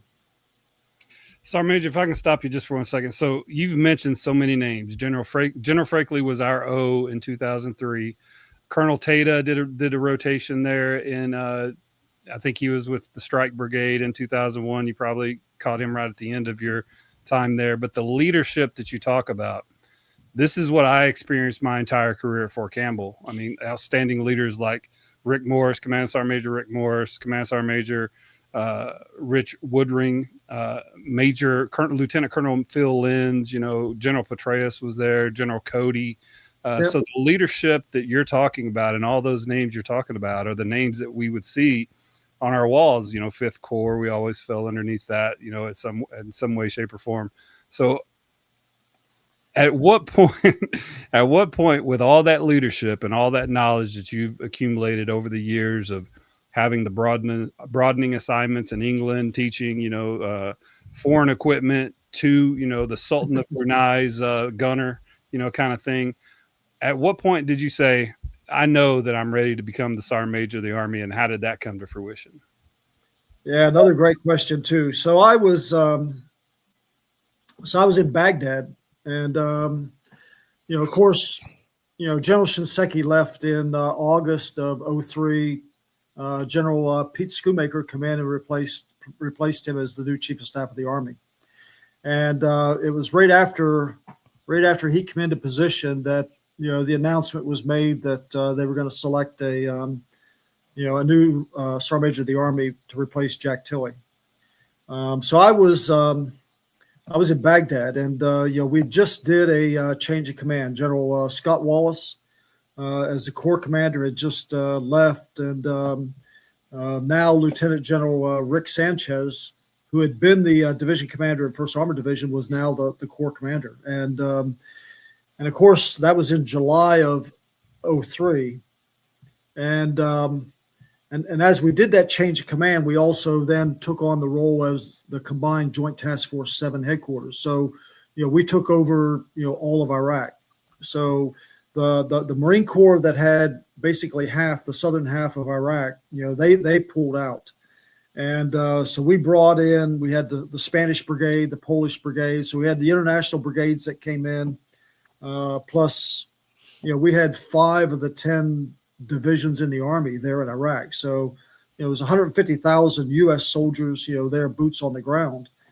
And, obviously a lot of things going on. And, when they made the announcement that, they wanted, nominees to be submitted to replace SMA Tilley, I didn't submit my name. And so this was in September when the announcement was made. And I guess it was probably October. I got a phone call, and it was, the SMA called, and, he was trying to make sure that there was a large slate. In fact, there would be 16 senior command sergeant majors that would interview for the SMA position. But he was very insistent that he wanted me to put a packet in and to interview, and like I told him, I says, well, the boss gets a vote, and you got to have a letter of recommendation. And so I went in and I talked to General Sanchez, and General Sanchez, he's very complimentary, and I'd known him for a while. I knew him as a division commander in 1st Armored Division. We were there in Germany together, spent a lot of time together. And he said, even though you don't think you're going to get picked, he said, my advice to you is to, call Karen tonight and see what she says. And then, because what the job would entail if you are selected. So that was good guidance. And, of course, I called home that night, and, Karen's always been, well, I'll do whatever you want to do. And so anyways, my letter of recommendation went in. So that was October of 2003. And then I got a phone call towards the end of October that they wanted me back in D.C. the first week of November to interview. So literally I waited until, the last possible day, and I jumped on a plane, a C-12. I flew by C-12 out of Iraq back to Germany. It was an 8-hour flight, and I had to stop in Albania for fuel because you only get about 4 hours of flight time on a C-12. But so I got back there, and at this point, I had been gone for over a year. We deployed, 5th Corps deployed in October of 2002 to Kuwait to begin preparations for a possible invasion into Iraq. And of course, then the invasion into Iraq was, the 19th of March of 2003. And so here it is now, November of 2003. So I get back. I don't even know if my uniform still fits, but so I get back there and, literally just throw everything into a bag. I jump on a plane the next day, fly back to DC. I get there in the afternoon, and, they have us all meet at this hotel there in Crystal City, just, not far from the Pentagon. And literally there's 16 of us. So that evening, they brief us all. They tell us that, we're going to appear before a general officer panel, and it's all set up. So we're all alphabetically in order. So Preston, I'm like middle of the afternoon the following day. So the following day comes, I get down there, and I go in, and I still remember Lieutenant General Dan McNeil, who had been he was the 18th Airborne Corps commander, was the kind of senior 3-star on the board. So there was 3 3-stars and 3 2-star generals that sat on this panel, and their job was to interview us and narrow it down to the top 5 or 6 to interview with the Chief of Staff of the Army.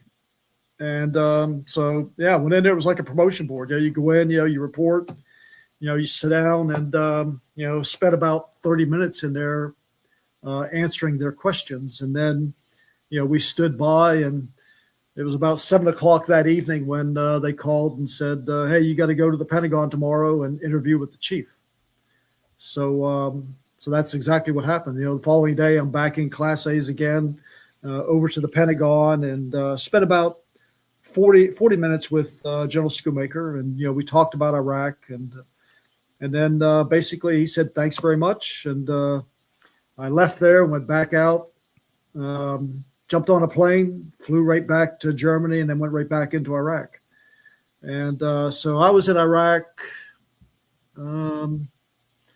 So that was kind of the first week going into the second week of November. And I guess it was just before Thanksgiving when he called me and asked me if I still wanted to come back to the Pentagon.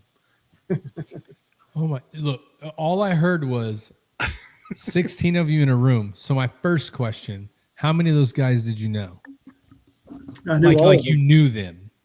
Yeah, absolutely. I mean, when you get to that level, I mean, everybody. I mean, you may not have worked with all of them, but there's different training and leadership development conferences that they bring all the kind of senior leaders together. So I knew all of them, and really I considered myself pretty junior at the time. I was working at the 3-star level. I mean, everybody in that room, all 16, worked at the 3 and 4-star level. So I had a lot of respect for, those guys working for, at the 4-star level, because they had, a few more developmental assignments over me than where I was. So you going into that, you didn't do the Navy chief route and look across the room and be like, nope, not happening. You're kind of in the conversation, but I know I got this.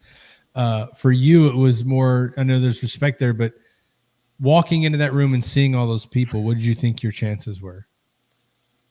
Pretty low. I mean, I told the boss, I don't have a snowball's chance in hell of getting picked for this job. That's why you got picked, dude, because I used to walk in the room and be like, all right, number 1's here. Who's number 2? Yeah, right. That's what we do. Who's number 2 in the room? Because I know it ain't me. You know what I mean? What were the interview? So I know you probably can't tell us what they asked you in an interview, but like the intensity of the interview, like I'm sure, well, I don't know. If you're like me, you probably didn't prepare very much, but because you had other things going on, right? Like you're in Iraq. They're like, you got to come back and do this interview. And you were like, for real though? Like you want me to shit going on? Whatever. Let's go do this real quick. I got stuff to do over here. So like, I'm sure your prep may or may not have been what other guys were. So what was the stress level and all that, like going through those interviews? Not to ask specific questions, but what was the heat coming back when they're asking you these questions? Really not. I mean, it was, all the questions were very general, very open-ended. And really for me, it was to, I think the answers that I gave was really tied to what was going on in the theater. So, it all had to do with, training and leader development, how we were doing here, how we were doing there.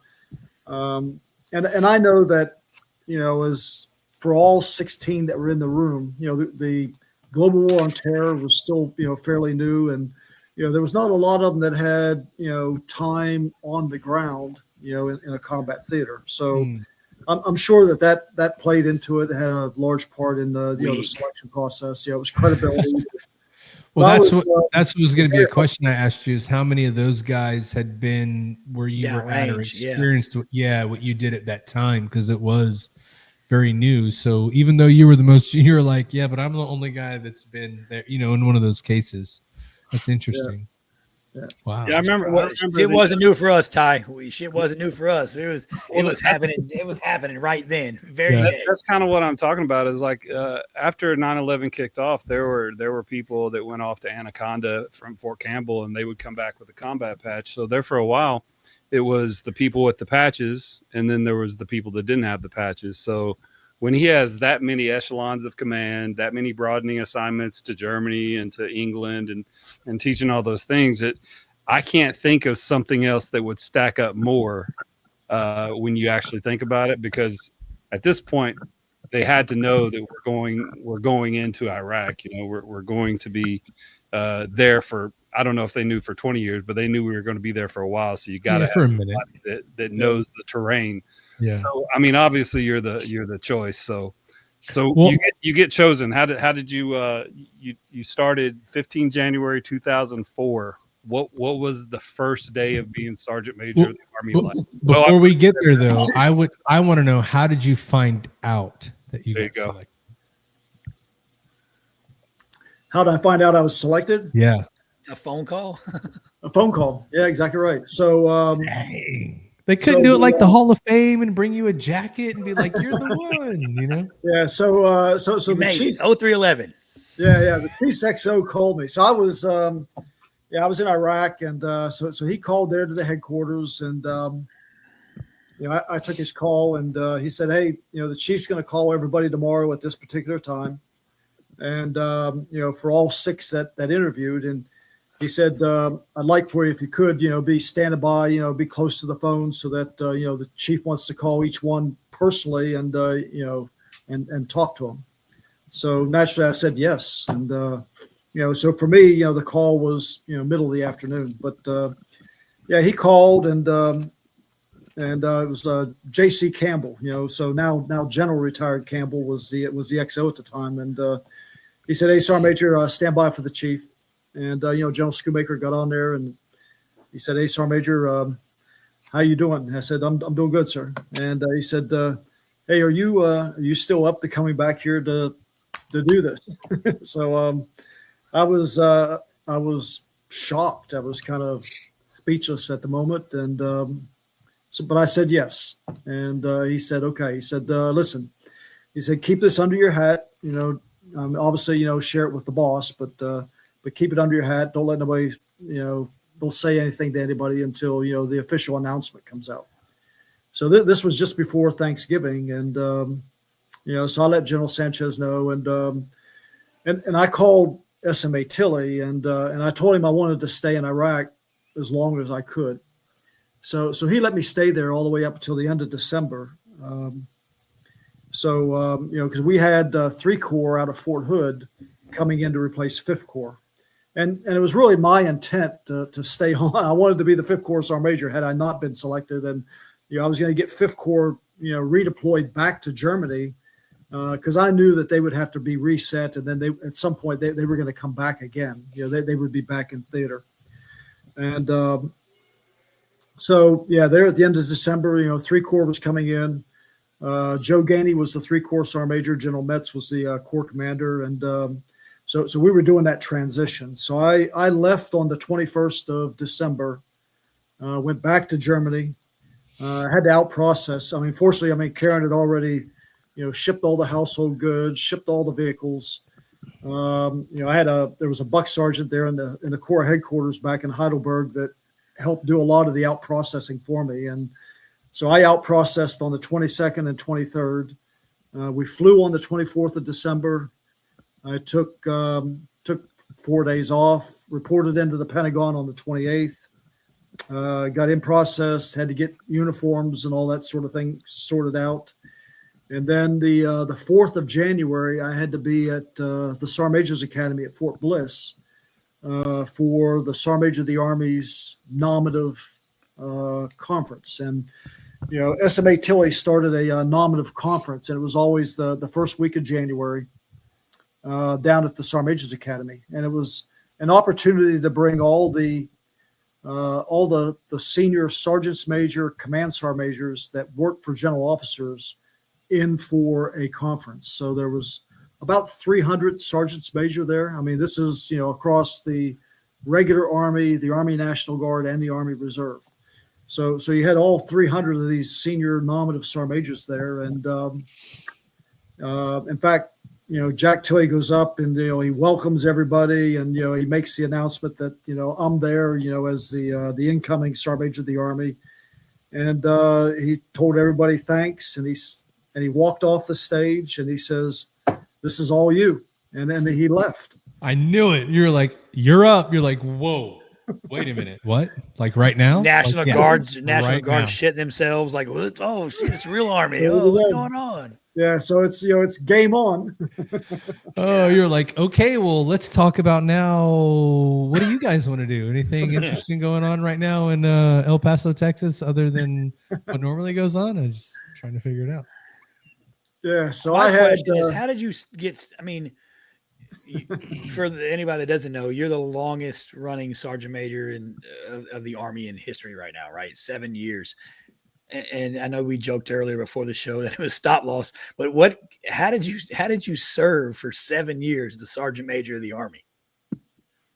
Yeah. So, great question too. So, I stayed with Pete Schoonmaker, and, Pete Schoonmaker was a great chief of staff of the Army. He was, Secretary Rumsfeld brought him out of retirement to be the chief of staff of the Army.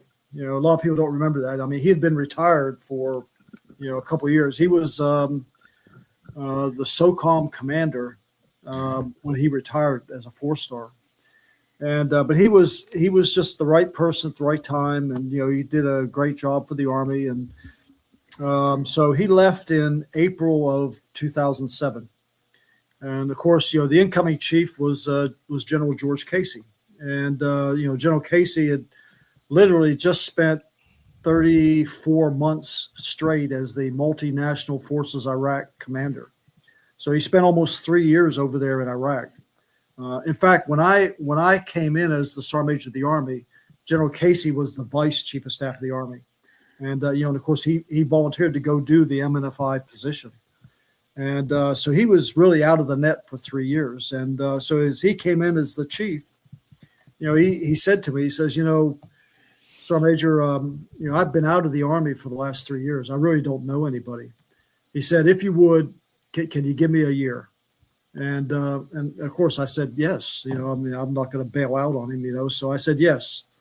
And really, to the credit, I mean, my team, and I tried to rotate all my guys out, every couple of years. So, my public affairs NCO, my travel coordinators. The only constant was my XO, and was John Heinrichs, and John Heinrichs said he would stay with me. John was he was the SGS sergeant major in 5th Corps when I was the 5th Corps sergeant major. So we had been together for 3 years in 5th Corps, and he told me when I was selected that if I ever needed him, he would come back. He would follow me back to the building, and I asked General Schoonmaker if I could have him one extra person in my office just to work strategic initiatives, and he did that. So, but yeah, John Heinrich stayed with me for the next 7 years. He stayed there in that whole position. But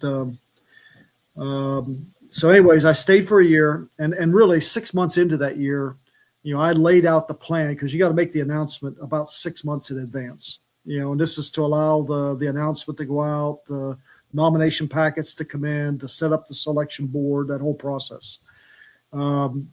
So the challenge with what was going on there in the latter part of 2007 was the Army was given the mission to put a 5-brigade combat team surge into Iraq. And, no other Army, no other organization in the world could have put 5 fully manned, equipped, and trained brigade combat teams with boots on the ground into theater in a 6-month period than the U.S. Army. And of course, what a lot of people don't realize is that that put a huge stress on the Army at that point. I mean, a lot more than what we were already under.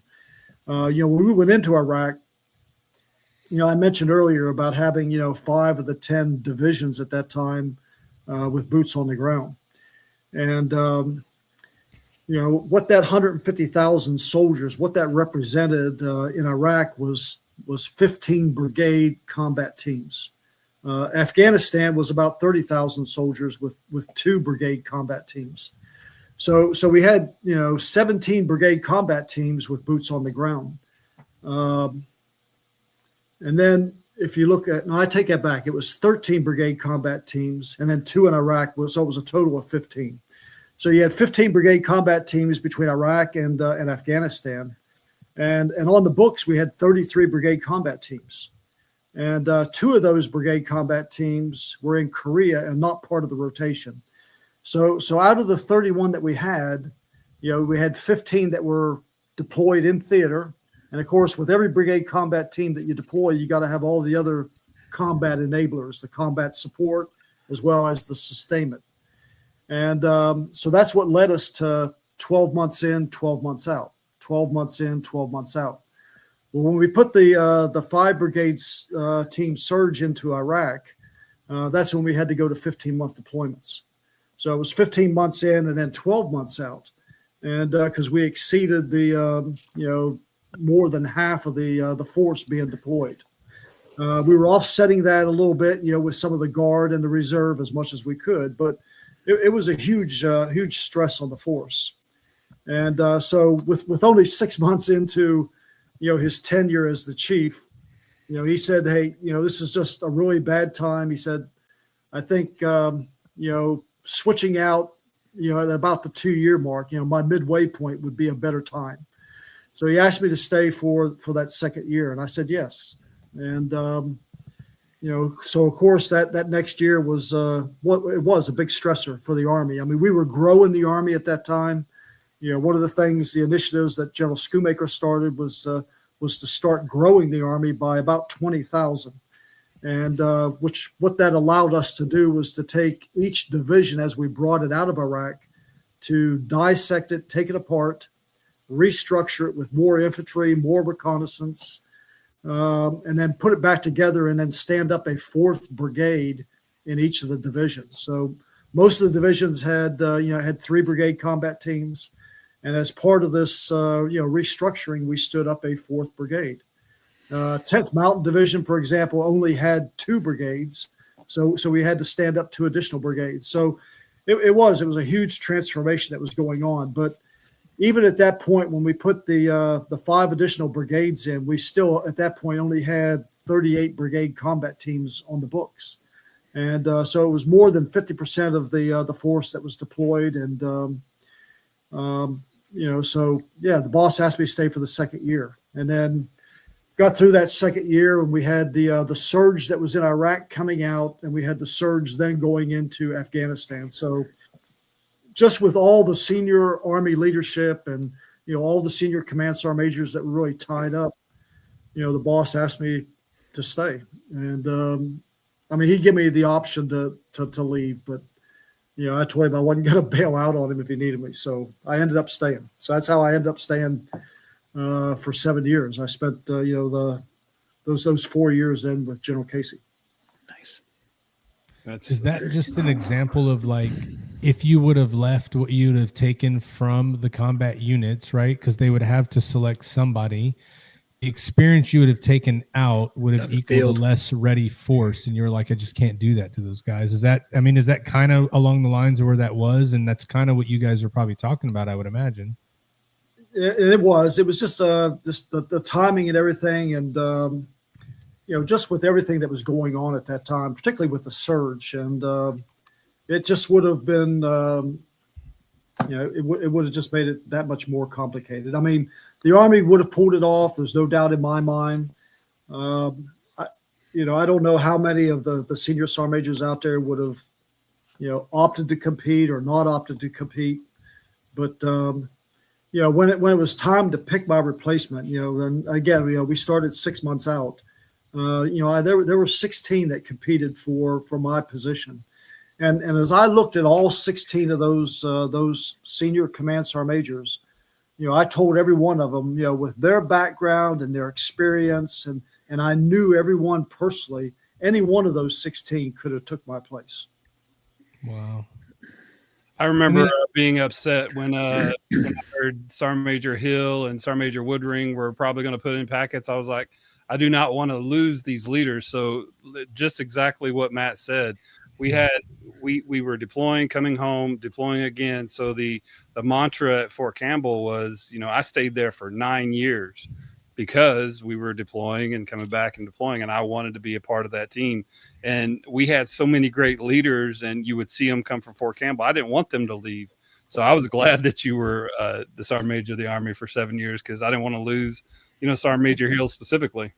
But Marvin Hill is a great friend, and I got a lot of photos with him, and him and I sit on the board of directors for Homes for Our Troops together. But he's a great battle buddy. In fact, I called him here just a couple of weeks ago just to check up on him. Yeah, we're trying to get him scheduled to come on the show too, but I just like another introduction. Yeah, exactly. Well, yeah. Yeah, that's it's amazing. You hear in the comments here, you see Sergeant Major Morris talking about this is a great history lesson. Hector Ramos is saying you're bringing back memories. And as you're going through and talking about the surge specifically, which is literally a bad word for most of us that deployed so much, it was amazing to be there, and it's great to see you articulate exactly what they were thinking from the what we call the head shed. And my experience for logistics, for support, sustainment, every deployment that I was on, it was amazing because of the leadership we had. And I was at Fort Campbell, so we weren't armor, but I commend you for telling this story. This is amazing. Yeah. I'm geeking out because of this, They say, Ty, if you ain't armor, you ain't shit. I just want to throw it out there. That's true. I mean? I was signal, so. But I supported armor. I would say we're at the point now where you're looking at 6 months. You're picking the replacement. Everybody went through. You're selecting, so you're coming up on that end time, right? Of when it's time to get out. What made you make the decision that was the time for you to? What made you know that it was the right time to go based on all the conversations before? No, it was, at that point, once you leave as Sergeant Major of the Army, I mean, that's really it. There's only been, Al McMichael, who was Sergeant Major of the Marine Corps, went on and stayed, with his boss. Mostly everybody, after they left the position of Sergeant Major of the Army. I mean, Sergeant Major of the Army Wooldridge, who was the first Sergeant Major of the Army, after he left, I mean, he only had, 28 years in the Army when he came out of position. And, he went back to Vietnam to be, the senior Sergeant Major back there with, General Abrams at that time, who had just replaced General Westmoreland in Vietnam. But there's only been a few that's kind of gone on and continued to serve after the Sergeant Major of the Army position. But it was time to really pass the baton on to the next generation and let them take the reins and take the Army to the next level.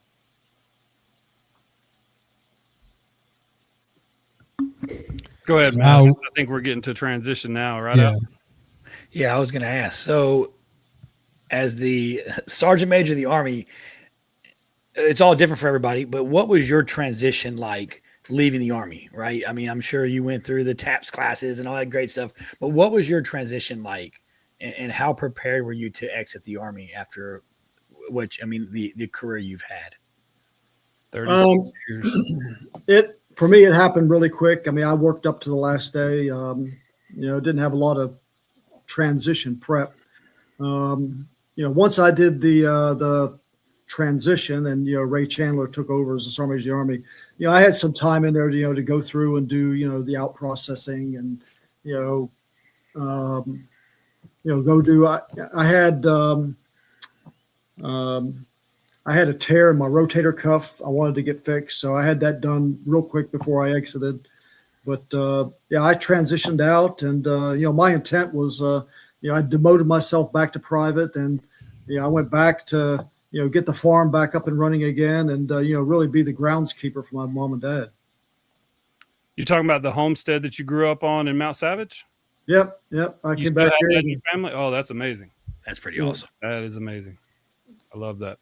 So that was my intent. And then, I was asked, right as I was leaving or as I left, I did 3 volunteer things. First person that called me was General Dick Cody, and General Cody, I knew him as the division commander when he was in the 101st. Airborne. They come in behind. They come in behind 1st Armored Division when we left Kosovo. In fact, Marvin Hill was the brigade sergeant major at that time at Bonsteel. So that's how I've known Marvin Hill for a long time. But anyways, General Cody called me, and he was the chairman of the board for Homes for Our Troops. And he asked me if I would to be on the board of directors for Homes for Our Troops. So I said yes. I figured 4 board meetings a year I could do that. And then the second one I volunteered for was the USO, and General Myers, former chairman of the Joint Chiefs, called me and he says, Sergeant Major, we have no senior enlisted representation on the USO board. And he called me and John Estrada. John Estrada was the Sergeant Major of the Marine Corps, and so I said yes, and to serve on the USO board. And then the third one was Mike Haney. Mike Haney was with Syracuse University, and they were standing up the Institute for Veterans and Military Families. And he asked me if I would be part of the advisory committee for the IVMF. And I said yes. And I figured, 3 volunteer things I could, volunteer and, do board meetings, once a quarter, and still do all the things I'd planned on doing back here at the farm. So that was kind of my transition. Nice. I'll tell you, they call it the Navy for a reason, Ken. And it means never again volunteer yourself. Because when you volunteer, you're like, oh, this is going to be easy. And then once you volunteer and get there, you're like, wait, what? How much? What? I got to do all of what? But, all great things. I actually went through the IVMF program. That program is really good. I got a good little training there. I did it for project management. So all I heard though is it's free. You're a veteran. You can do it. So I was like, let's go. I'm in. Yep. Yeah. So last question for me is, advice would you give you mentioned earlier, the new generation of Army coming up, the new leadership. What leadership advice would you give these young soldiers or sergeant majors, right, coming up in the game, in the new military as we see it growing before our eyes, right? What advice would you give the new generation that you had mentioned earlier? Yeah, so for all the young servicemen and women out there that are perhaps in those positions where they're getting ready to move into a leadership position, my advice to them is, and this is something I learned what set me up for success, and that was to really master your profession. Whatever occupational specialty you have, learn everything there is to know about it, because as you step into a leadership position, your role is to be a teacher, and you're going to be the one that's going to take those brand new recruits, those privates coming into the unit, and you're going to teach them, and you're going to mentor them, and you're going to teach them all the things that you've learned up to this point in your career, and you want to make them as good as what you are right now. And as I look back at my career, that was one of the things that really helped me be successful in my career, not only as a young non-commissioned officer, but it really set me up for success, for the rest of my life. And, like I mentioned, what I learned in Germany as and really Fort Hood and then Germany as a sergeant really came from, one, a platoon sergeant, and then, a first sergeant and a commander. And, I went and told this little story. I call it my little secret. And what I learned as the gunner on the company commander's tank, and obviously, Jim Bessler coming in as a brand new company commander in an armored battalion. And this was a time in the Army where the gunnery tables were changing, and the gunnery tables were changing, and they were based on what the Soviet threat capability was at that time. And so it was a big change. And of course, Range 10 at that time, now Range 117 at Grafenwehr, was the premier crew qualification range. And at that time, in July of 1979, when it opened, you had 4 lanes, 36 different scenarios, no way that you could G2 the course. So you had to be a trained crew. You had to really know what you were doing when you moved out onto that range, and you had to be able to fight the tank. And so what I learned from Jim Besser was really how to train a tank crew. And, we spent hours and hours in the motor pool doing dry fire crew drills, just crew drill after crew drill, because he wanted to make sure that he, as a tank commander, had control of the tank, the 50 caliber machine gun, being able to lay me onto target, to quickly engage the tank targets. So we trained for hours as a crew. And ultimately when we went to gunnery, we came out as the second high tank crew in the battalion, so a battalion of, 57 tanks, I guess at that time, we were the number 2 tank. So he was a hero, being a tank commander, but I took a lot away from that. And, right after that, as I got the opportunity to be a tank commander, I applied those same lessons to a brand new crew that had just been cobbled together with only 45 days of prep before going into, a gunnery density. And it worked. And it, I walked out of there as high tank in the battalion. So like I said, what I learned, from that commander was what I call my little secret on really the amount of time that you have to spend training a crew. We have an expectation, and you put that expectation out there. It's nowhere close to really what, if you want to be world class, you have to really 10x it. You got to go 10 times the amount of effort to get to where you really want to be if you want to be the best. And then the second thing, was that first sergeant. I watched Gary Pastine take 1 hour a week and teach NCO professional development. And he would, whatever subject he picked, it was the thing that needed to be fixed most within that company. But 1 hour a week, he molded the non-commissioned officer corps within that company to a standard of excellence. He taught us what standards really were. He taught us not only the tactical skills and the expectations in the field, but he also taught us, all of the garrison duties of what a non-commissioned officer was supposed to be, know, and do. And, we had non-commissioned officers were in the barracks at 5 o'clock when the troops were awoken. Non-commissioned officers participated in PT with their troops. Non-commissioned officers oversaw the common area cleanup in the barracks.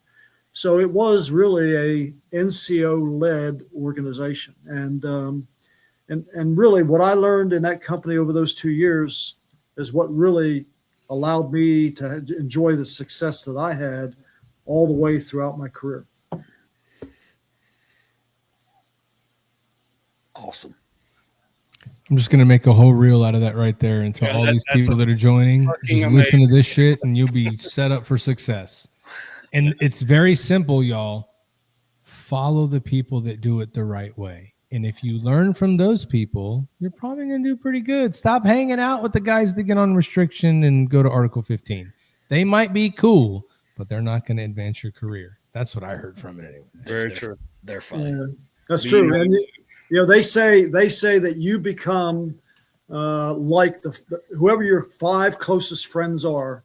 That's who you become like. So, thank goodness I met all mine later in life. That's all. Matt, you're gonna be just like me, bro. Got some comments here. Pick your friends wisely. Like yourself, Sergeant Major. Thanks for the stories and the memories. That's pretty much the sentiment. I served with Sergeant Major Coleman when he was my ops sergeant in 551 in 2001. We actually did a radio show there in Kosovo, but he talks about you're a true mentor.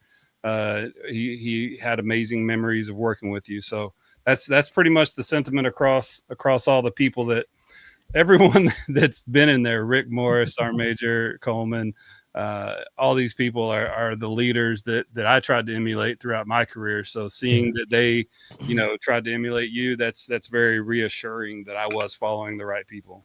And now we're going to ruin all of it. And we're going to put you in the hot seat and make you answer a whole bunch of questions. It is, Ty. All right. Do your work. So we're going to leave me and Al because it's too hot for us, and we'll be back in a minute. All right, here we go. So Matt's going to take over with the engineering here, and let me move myself over there, and we'll start the music here. So basically what we do here, I normally ask 10 questions, that are on my mind, but I actually got a bunch of submissions of questions. So I'm going to ask you some questions that were submitted by some anonymous people, but they're big leaders. What is your fondest memory while serving in the military? Fondest memory. I had a lot of great assignments. England obviously was very special. I have the close friends that still live in England. In fact, I'm planning a vacation here at some point to go over and visit with them. But all the instructors that were there at the schoolhouse, they all went on to be very senior non-commissioned officers. They were all regimental. Sergeants major of all the different regiments that were in the Royal Armor Corps at that time. So, yeah, I would say England was very special. It was very special for me and the family, to have that experience. Very nice. So, next question: with the drone warfare going on in Ukraine with the Russian war, they're deploying about 9,000. Maybe not 9,000, maybe 900 drones a day, but it's like 3 million drones a year. So what, as far as force protection and readiness and fighting a new type of war, what is your take on drone warfare and getting the U.S. military to support that? Yeah, no, that's a great question too, and we've obviously we've been watching the war in Ukraine very closely here, for the last several years. And but it was interesting. I just read an article today. It was an article from the brigade commander of 2nd Brigade, 10th Mountain Division, that talked about their experiences in Erbil up in northern Iraq in 2023, when Iran was sending drone swarms in on their positions. So this is something that we've known and we've watched it evolve. So it's not just with what's going on in Russia and Ukraine, but it's also other areas of the world as well. And having just attended the Association of the United States Army's annual meeting and symposium down in D.C., I can tell you that from the Secretary of the Army, the Chief, and the Sergeant Major of the Army, the Army leadership, the Army is really focused on dealing with this threat and enhancing our capabilities to reciprocate. So, yeah, there's no doubt in my mind the transformation right now that the Army's going through is going to include a lot of drones. Absolutely.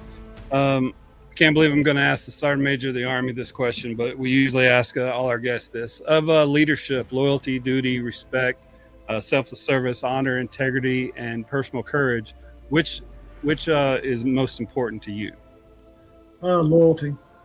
Loyalty's always been, and I've always, it's just like the principles of leadership. I've always been, lead by example, but as being my top, principle of leadership. But for the, before Army values, it really comes down to loyalty. If you're loyal to the command, you're loyal to the leadership that you work for, you're there to serve. And I've always found that, the leadership, the command, the Army, they will take care of you. I love that answer. Okay, so I think I know who this is going to be. I usually ask, who's your best friend? But I'm going to ask you, who is your best battle buddy when you were in the military? It's probably that Sergeant Major, right? Yeah, absolutely. I mean, John Heinrichs, I would say in Iraq, he was, we saw, it was interesting, even before the thought of being the Sergeant Major of the Army, we would sit every time we had a chance back in the headquarters. We solved all the problems that the Army had. And but we did a lot of really cool stuff together. When I arrived in Heidelberg as the 5th Corps Sergeant Major, he was brand new coming in as the SGS Sergeant Major. And and of course, right after I got there, this was in April of 01,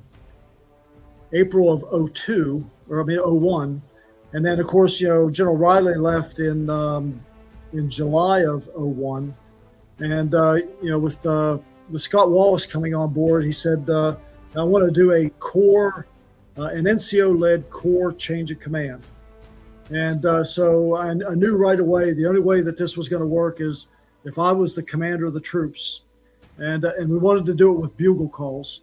And I knew the only way this was going to work is if I was the commander of the troops and I had John Heinrichs as the narrator, because that way I could have eye to eye with the narrator, and and we could control the whole thing. Because when you're dealing with a corps level change of command that involves the leadership and soldiers for about 60,000 soldiers, you got a lot of moving pieces. So John Heinrichs and I, we hit it off from the very beginning, and of course, we lived in the desert together for over a year. So he was a battle buddy and a great friend.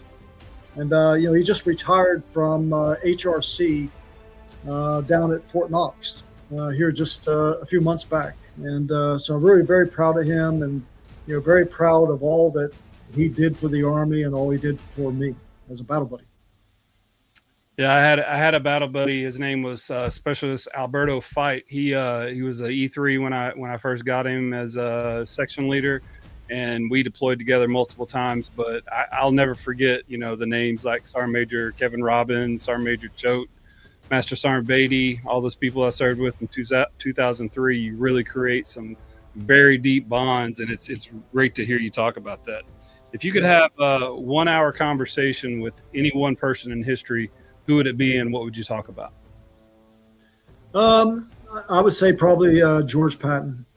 And General Patton is, and I actually got to meet and know his son and his General Patton, the third's wife, so Joanne. But it would be General Patton. I would think that when the movie Patton came out, this was like 1973. And George C. Scott played the role of George Patton.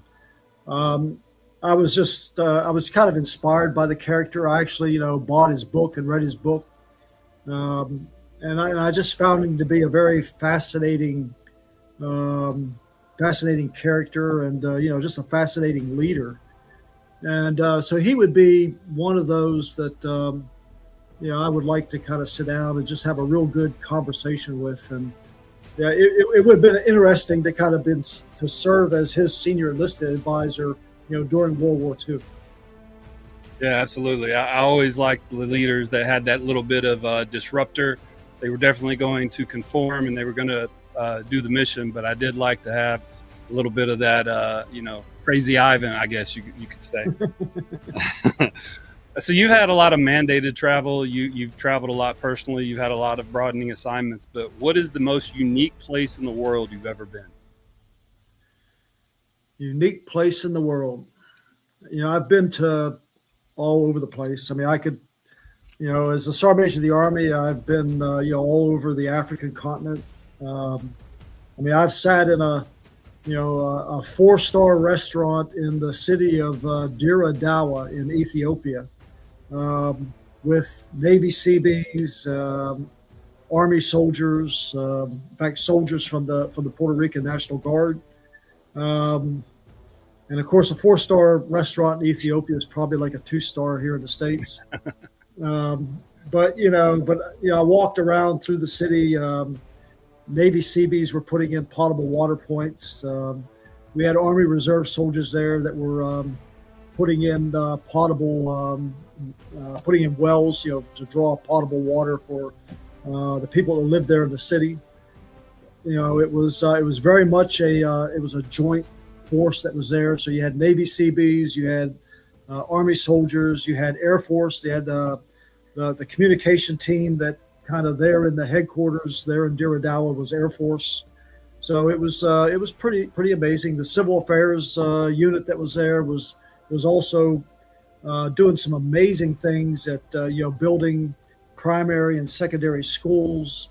There was a lieutenant colonel there that was a veterinarian who was teaching local farmers, how to do preventive maintenance checks and services on their goats. So that was it was just a fascinating place to be. I had a chance. I spent 5 days in Mongolia. We had National Guard soldiers, believe it or not, in Mongolia, training with the Mongolian army. And I had a chance to sit down with the chief of staff of the Mongolian army in one of their tents and drink fermented mare's milk, and eat some of their other delicacies. So it was pretty some unique opportunities as well. Yeah, there was a lot of, yeah, absolutely. I did a flag meeting with Captain Brian Heverly where we were in Deodati, Afghanistan, and we went into Pakistan, and some of the food they gave us and some of the drink they tried to give us, crazy. As of today, Sergeant Major, what drives you in life? Really, for me, it's I just got to stay busy. Just the way I am. I don't, I'm a master fitness trainer, so I'm a health nut. And for all the listeners out there, if you want a good newsletter to look at, Arnold Schwarzenegger has a daily newsletter that he sends out, and it really is. It's very useful. It contains a lot of good information in there on health and fitness. The other thing too, I'd share with everybody, there's an app. Let's see here. There's another health and fitness thing. So if you're really interested, okay, it's called Yuka. So it's the Yuka app. It's a carrot on the app. But the Yuka app allows you to scan the barcode on all the different things. So it's I find it fun, going through the commissary, or you go through the supermarket, and you pull something off the shelf and you scan the barcode, and it will tell you, on a scale of 1 to 100 how good it is. And so it kind of makes you think about what you're eating, what you're putting in your body, and if you want to kind of maintain yourself. I'm still one of those people, I get up every morning, I still do my PT, I still run every day. I make it a point to get out there and do it. And, I don't run as fast as I used to, obviously, but, I make it a point to, do my PT every day. I got to stay healthy to, maintain the farm.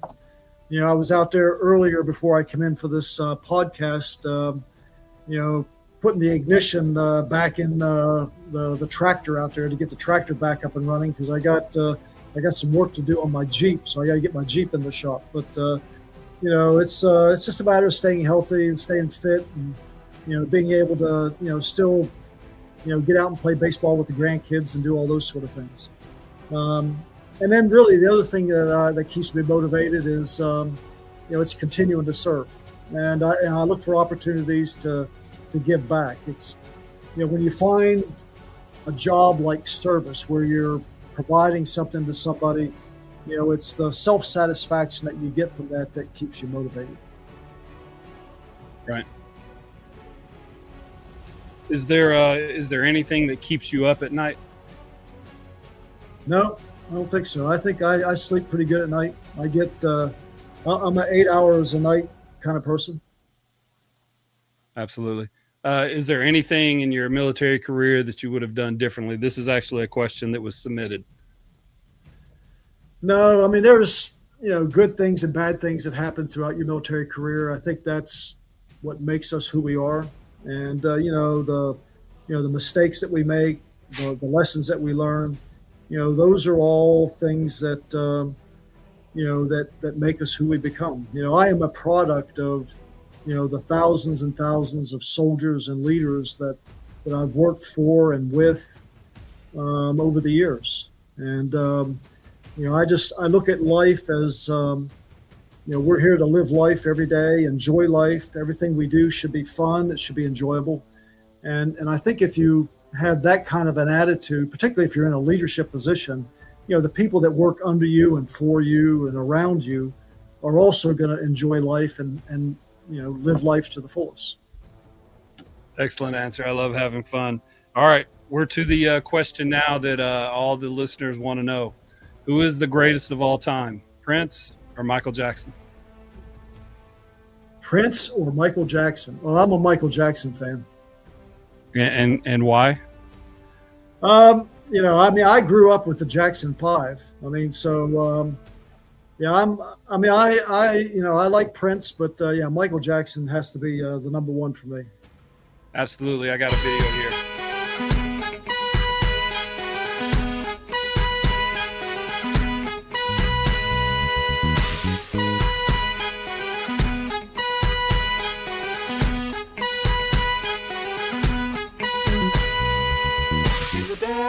Dancing.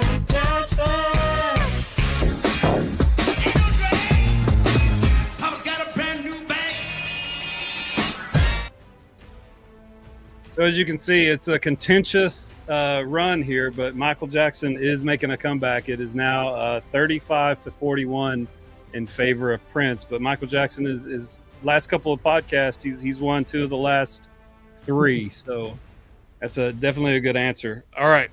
Here's the part that I really want your opinion on. You've done a lot of podcasts. You've done a lot of press, a lot of interview. You had your own PAO.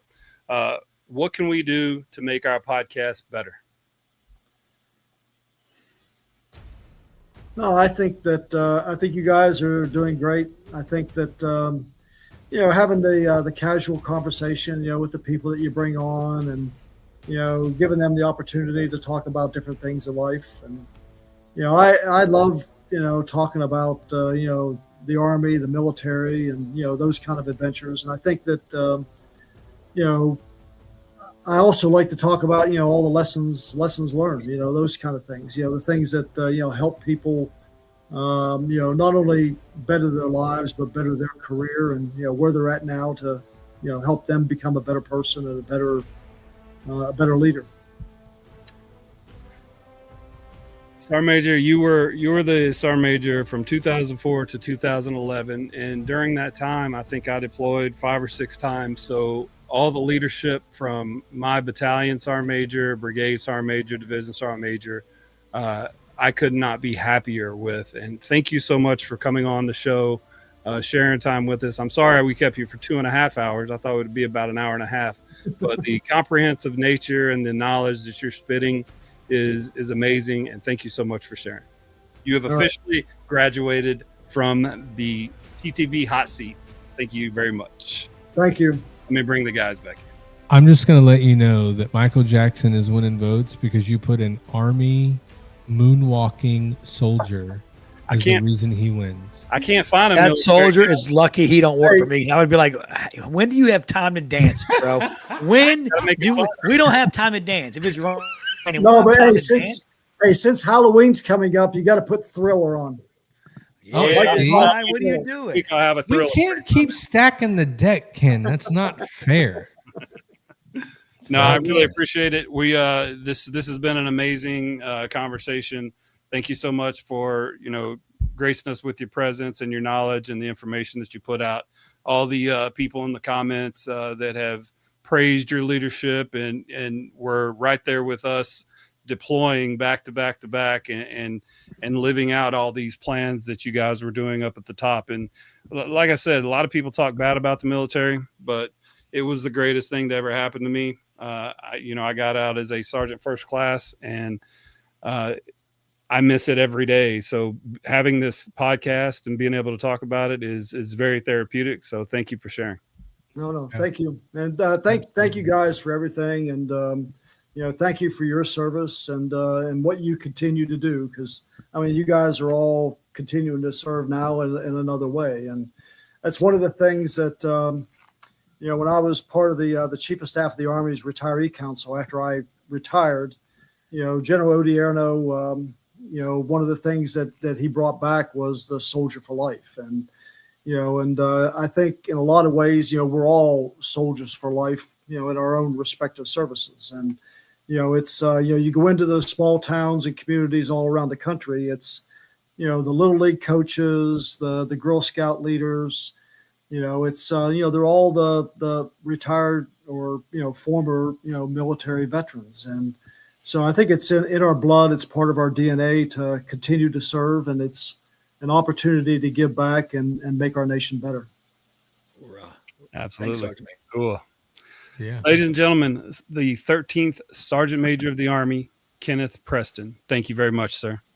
Well, thank you. All right. Have a good day. We'll talk to you soon. Hey, that was freaking amazing. Good Lord. Yeah. We could have gone on for like 3 more hours. Dude, Oh, yeah, that was a better interview and a better show than Petraeus. I'm just going to say it. Well, maybe us interviewing Petraeus set us up to interview the Sergeant Major of the Army. Like it's amazing to hear the names that served under him and I served with, and it just William Stevens talking about all the memories that's coming up. Ramos is talking about all the memories that this elicits. So it's wonderful. I love this. All I'm going to say, don't get me wrong, Petraeus was amazing, but I'm an enlisted guy. I'm an enlisted guy. I want to get it. I want to get it from the horse's mouth. I want it from that guy. He totally snuck in. Yeah, I went to England to teach tank stuff. Not in anything I read, by the way. Not in anything I read. Hey, it's like, Stonehenge. Yeah, we were right there. It was cool. Yeah. I was like, oh yeah. I'm jealous. That's cool. You were the one guy got picked to go do that. That's amazing. That's freaking.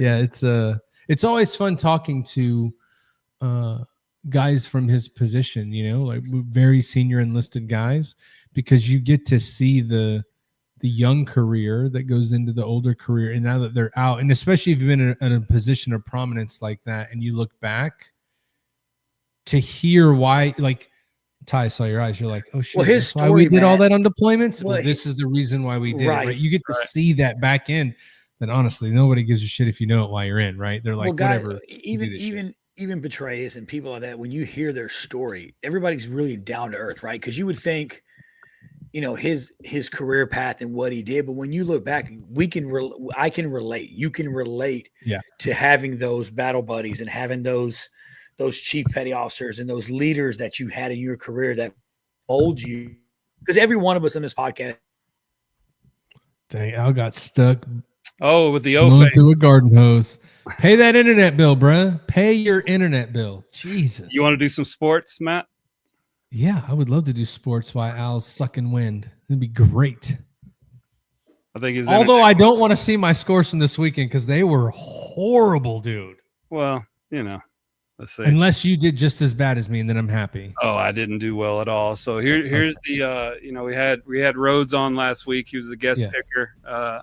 Memphis lost and Notre Dame won. LSU lost. So I picked that game. I picked it too. But the game here that just absolutely killed me is North Alabama. Yeah, right? The breaks off of my alma mater, Eastern. I thought I was going to lose the fucking Texas game, just saying. But I will tell you this. Al's back now. He's not sucking wind, and we don't have a guest picker this week, and he's still in the green room. If he gives a thumbs up and he likes to pick football games, we can bring him on. You want to pick football games? We're not betting or anything. There's no money. Thumbs up or thumbs down.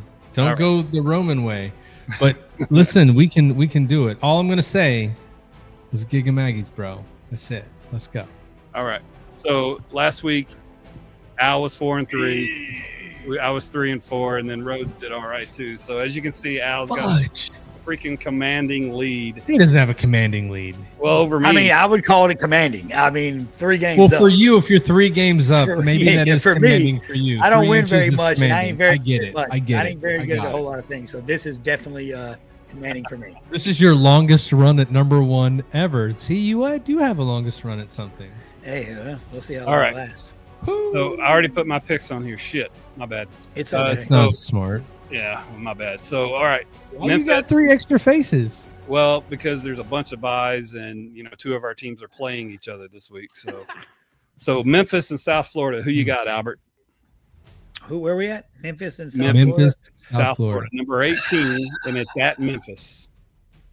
So I wanted to pick Memphis, but I'm South Florida's Tampa. That's where my dad's from. I'm rolling South Florida.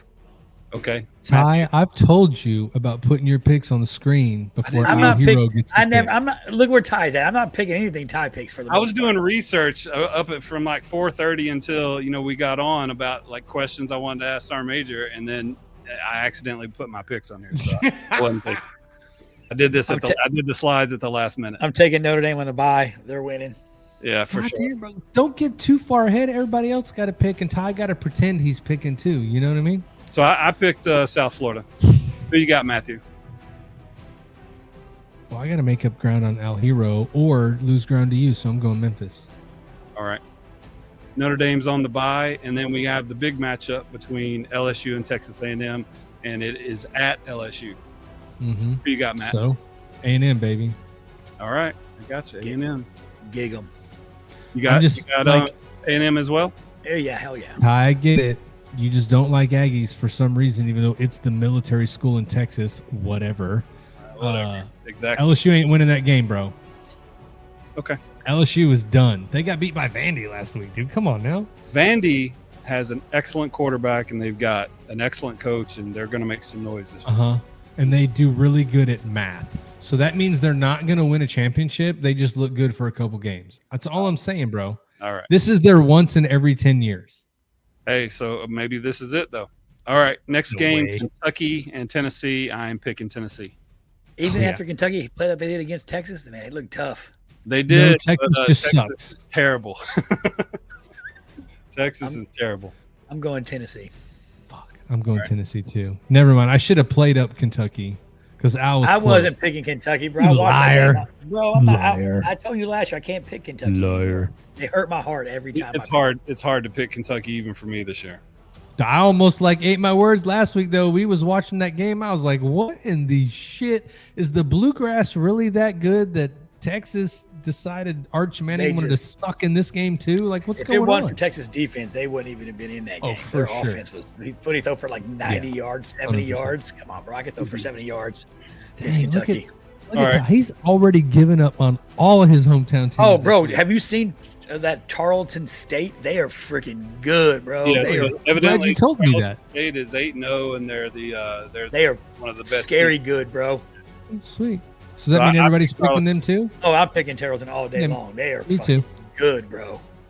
Oh, good Lord. We're going to pick all the same games. Nope. We have one different. Matt picked Memphis. He's the odd man out. So I'm the smart one. All right. I think I got them all here. Yeah. Any service games we could pick since we got a couple extra games?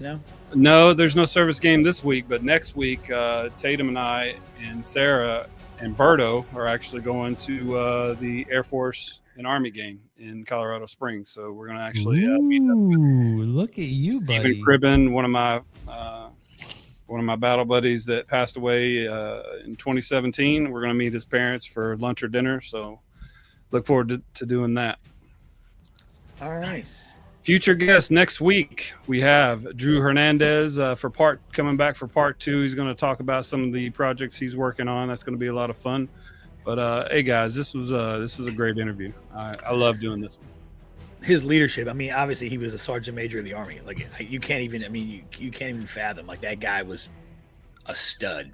Dude, how about most unique place on earth? 4-star restaurant in Africa. I was like, what? Yeah, Ethiopia, man. Yeah. Like for real. He's been everywhere though, bro. Yeah, but again, dude, like this is what I'm talking about with those senior level guys like Ken who have been at the pinnacle. Why did he pick that place?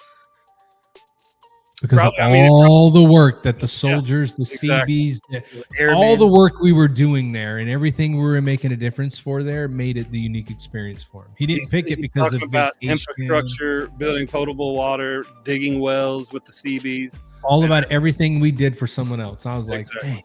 That's a man of service right there.